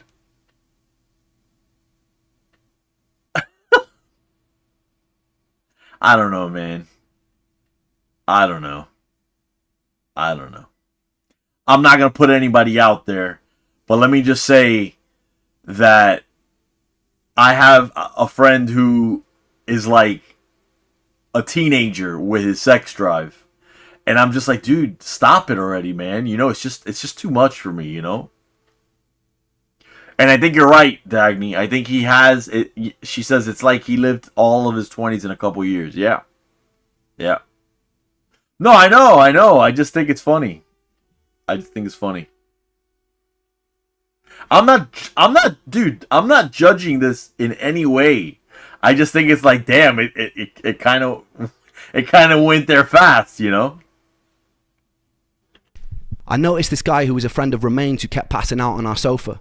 One time he woke up covered in scratches from this Mexican girl who had been telling us stories the night before of all the people she'd stabbed. What? This guy was Goran Kendall. He sang like Bob Dylan, and he looked like he'd fallen out of a punk rock band. I liked him. Me, Romaine and Goran were all musicians, and naturally we started jamming together. I remember the first time something clicked. We were at Goran's house with an Australian girl I'd been seeing and her friends. The night before, she'd gotten drunk and tried to strip me naked during an open mic night at the Fiddler's Elbow. I was pretty willing, and we both ended up in our underwear being kicked out in fits of laughter. We decided to start working out 3-part harmonies together. We figured out a cover of Octopus's Garden by the Beatles. And not to blow our own horns, but it sounded fucking brilliant. I remember someone walking past the house and hearing from outside, and they started... Not to toot my own horn, but it was fucking brilliant. Let's get that right, alright? With all that head action. Nah, he didn't do it, but that is funny. But it sounded fucking brilliant. I remember someone walking past the house and hearing from outside, and they started to clap. Eventually the three of us would busk on the streets together. We all busked separately, so it made sense. Back then, I'd occasionally drag a kick and a snare drum out with me in a wheelbarrow, and I'd drum while Goran and Romaine played and sang. We would always have people come up to us and they'd ask for our band name, and we never had an answer. We came up with this genius idea of forming a band. Genius. One of us said that we should be called the Three Hats. One of the movies that I love, that was Armageddon. Love it, love it, love it. That's awesome. Because there were three of us, and sometimes we wore hats. One of us said, nah, that's shit. Eventually we settled on the Big Push, and we got tighter and tighter. As my energy increased, I was able to do more and more. We play about 5 nights a week in various pubs and bars in Brighton for shit money. On Saturday we'd get out onto the streets and go busking. There was just one problem. I was proper shit at drumming. The universe eventually provided us with a handsome bearded Irishman, and everything fell into place. I loved those boys. We were in truest sense a rock and roll band. We got banned from playing at a few venues because we'd occasionally get carried away and break a bit too many things on stage. I got a lot of bills for microphone stands or charges for paint jobs where I'd sprawled the Big Push over the walls in permanent marker pen. Life was a bit like a movie. My ambition at the time wasn't to be in the... That is freaking metal, dude. That is freaking metal. That's awesome. At least he's living life now, man. I get it. Marker pen. Life was a bit like a movie. My ambition at the time wasn't to be in the greatest band of all time or to have any kind of success. I was just so relieved to be alive and play. So every day felt like a victory. Despite this, I was still carrying a lot of symptoms with me. The pain in my legs never stopped. The buzzing in my feet never relented. My vision was still blurry. I'd still get days where I was so foggy that it was hard to communicate. One day after a gig with the Big Push, being overstimulated triggered a very temporary jolt back into psychosis, and I found myself lying on a table in the pub, repeating the same sentence over and over again for about 10 minutes, while surrounded by a very concerned group of onlookers. I came to, in tears, and I quickly left in embarrassment. If I didn't stick to my diet of about 5 different things, I'd be trapped in bed again, but it was okay. I was willing to hurt if it meant I could participate in life again, and I intended to live the fuck out of it. I met this beautiful Spanish girl one night after playing at a local pub, and I fell instantly in love. She had this beautiful blonde curly hair and was wearing dungarees, and I was enamoured with her from the first moment I saw her, and she didn't make it easy, which made me like her even more. I'd write a poem. Isn't that true, man? When somebody makes it hard, you just now all of a sudden it's like a challenge. I never felt that, dude. Like for me, if I didn't vibe right away, I was like, whatever. Guess it's not meant to be. That was for me. Not that I was very easy to, go up to girls, because I wasn't. I wasn't that type of guy. I usually would end up dating girls that I would meet through work, From the first moment I saw her, and she didn't make it easy, which made me like her even more. I'd write her poetry, invite her to shows, and attempt to be funny. She knew me as the local slut, which didn't really make things very easy. But with time, she could see that I genuinely cared about her, and I did, a lot. One time we snuck into a cinema together and I proceeded to climb onto what I thought was the stage below the screen to put on a show for her as she sat alone in the aisles cheering. What I didn't know was that stage wasn't a stage, it was a 6-foot drop. I confidently put my feet on thin air and then I fell, smashing my face onto the corner of a railing on the way down, seeing a flash of white light and regaining consciousness with her rolling around in fits of laughter on the floor. She was intelligent, creative, unusual and beautiful. I carried a lot of trauma with me into that relationship. Damn, bro, like, jeez, that was crazy. Relationships generally didn't feel safe for me. She was briefly diagnosed with BPD, which later turned out to be a misdiagnosis, and I had major trust issues from my last relationship, which had grown into commitment issues. It was a bit of a recipe for disaster, but we loved each other very intensely and very dysfunctionally until we couldn't. I wish I'd been able to surrender. It was a bit Sid and Nancy, very dramatic to say the least, and I won't get into it for her sake, but it was beautiful, and I loved her very much.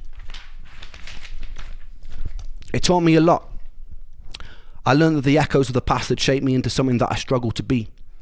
I envied the people who could jump into relationships and feel safe or content. I wondered if it was because I had to watch my mum and dad fighting till their marriage crumbled when I was a kid. If it was because I'd learned as a child that I had to be independent because external love was inconsistent. I wondered if it was because I'd been too late to save Joe. I wondered if it was because I was forced to live most of my adult life in isolation. I wondered if it was to do with my past relationships. I didn't know, but I felt confused and I felt angry with myself. I knew I wanted to surrender to love, to feel truly worthy of it, but every time I tried I felt discontent and unsettled, like the security of love was something I wanted to escape. The thought of ending up in a white picket fence house with my perfect family felt like prison.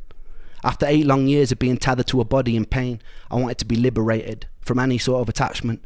Any sort of predictability of the future after a life of torturous monotony made my stomach feel like I'd swallowed cinder blocks.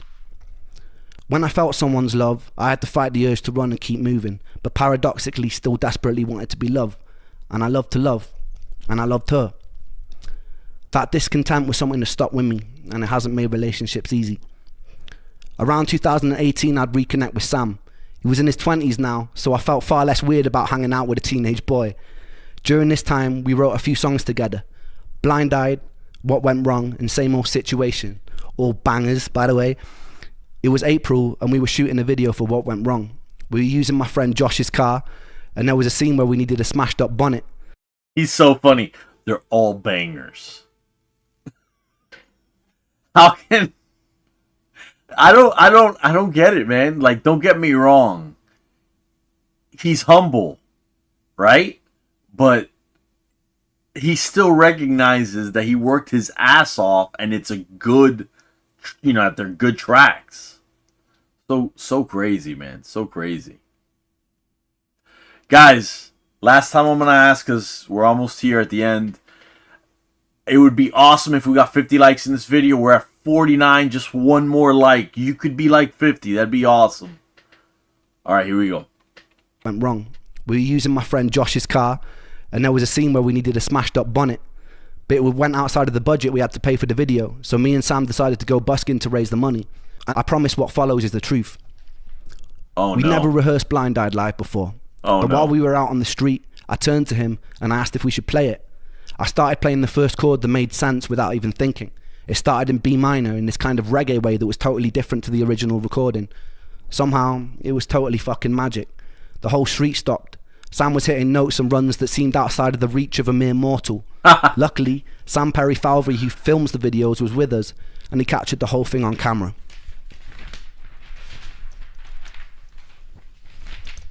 Before this moment, I kind of surrendered to the fact I probably wouldn't have a career in music again. I was doing it for me. I was doing it to celebrate being alive. The week after the video shoot, me and Sam decided to go busking again because it had felt so good. Someone filmed us covering a version of Vera Hall's Trouble So Hard. Trouble so hard.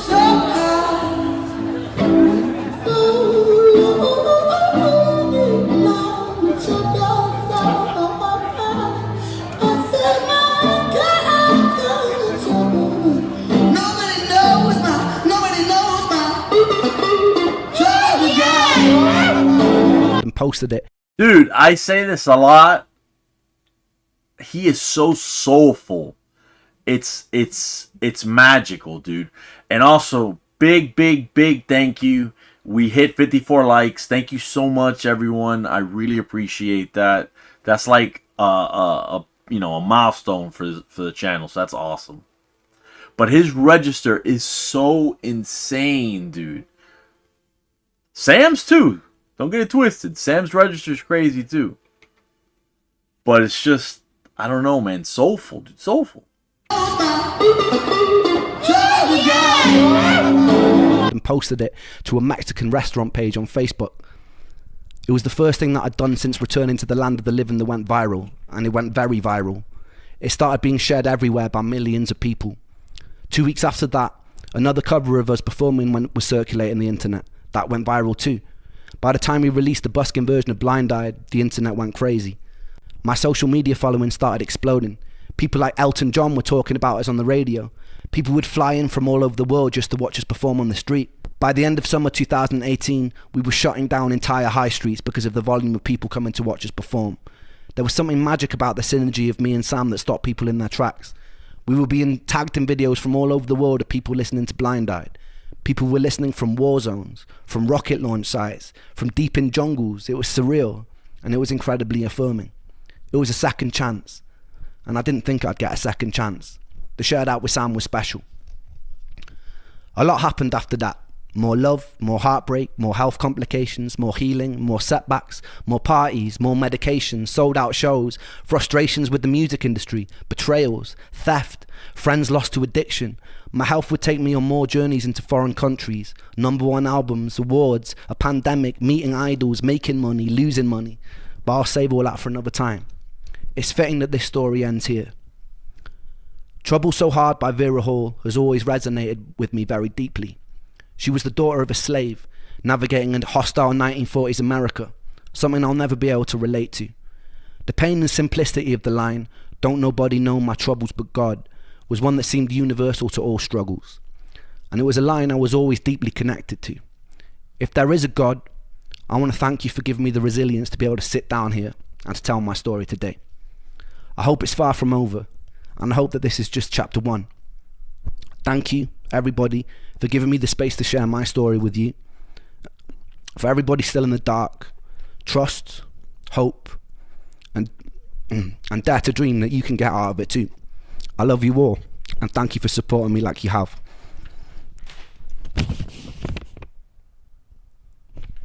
Pew, pew, pew. Go through it.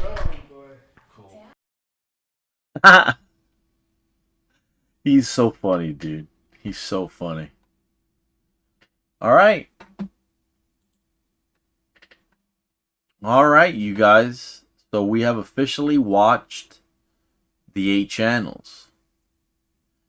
It's been a pleasure to be able to spend some time with you guys. The fact that you guys wanted to see this, you know, the reaction and hang out is like, words cannot express. They really can't. I know that that's probably overused and cliche, but I really appreciate you guys. If this is something that you guys would like to do, let me know, you know, and we can, you know, we can see how we work that out, I guess. Yeah. Yes, very important what Pick said. If no one told you today, I love you. We love you here. Thank you guys so much for hanging out. You guys made the weekend for me, as far as I'm concerned. Yeah, you're right, Sheila. You're right. With the big push. Yeah. Yeah. Well, all right, you guys. I think that's going to do it. Sorry, Jane. Yeah. Nothing but love. Thank you for coming back. You guys are the best. As always, you guys, you know, big hugs. Stay safe. And hopefully you'll hear from me soon, you know. Hopefully I'll come back with some videos tomorrow. But thanks so much, guys. Thank you so much. Thank you for your time. Thank you for, you know, for being here, all right? It really was my pleasure. All right, guys. See you. Stay safe.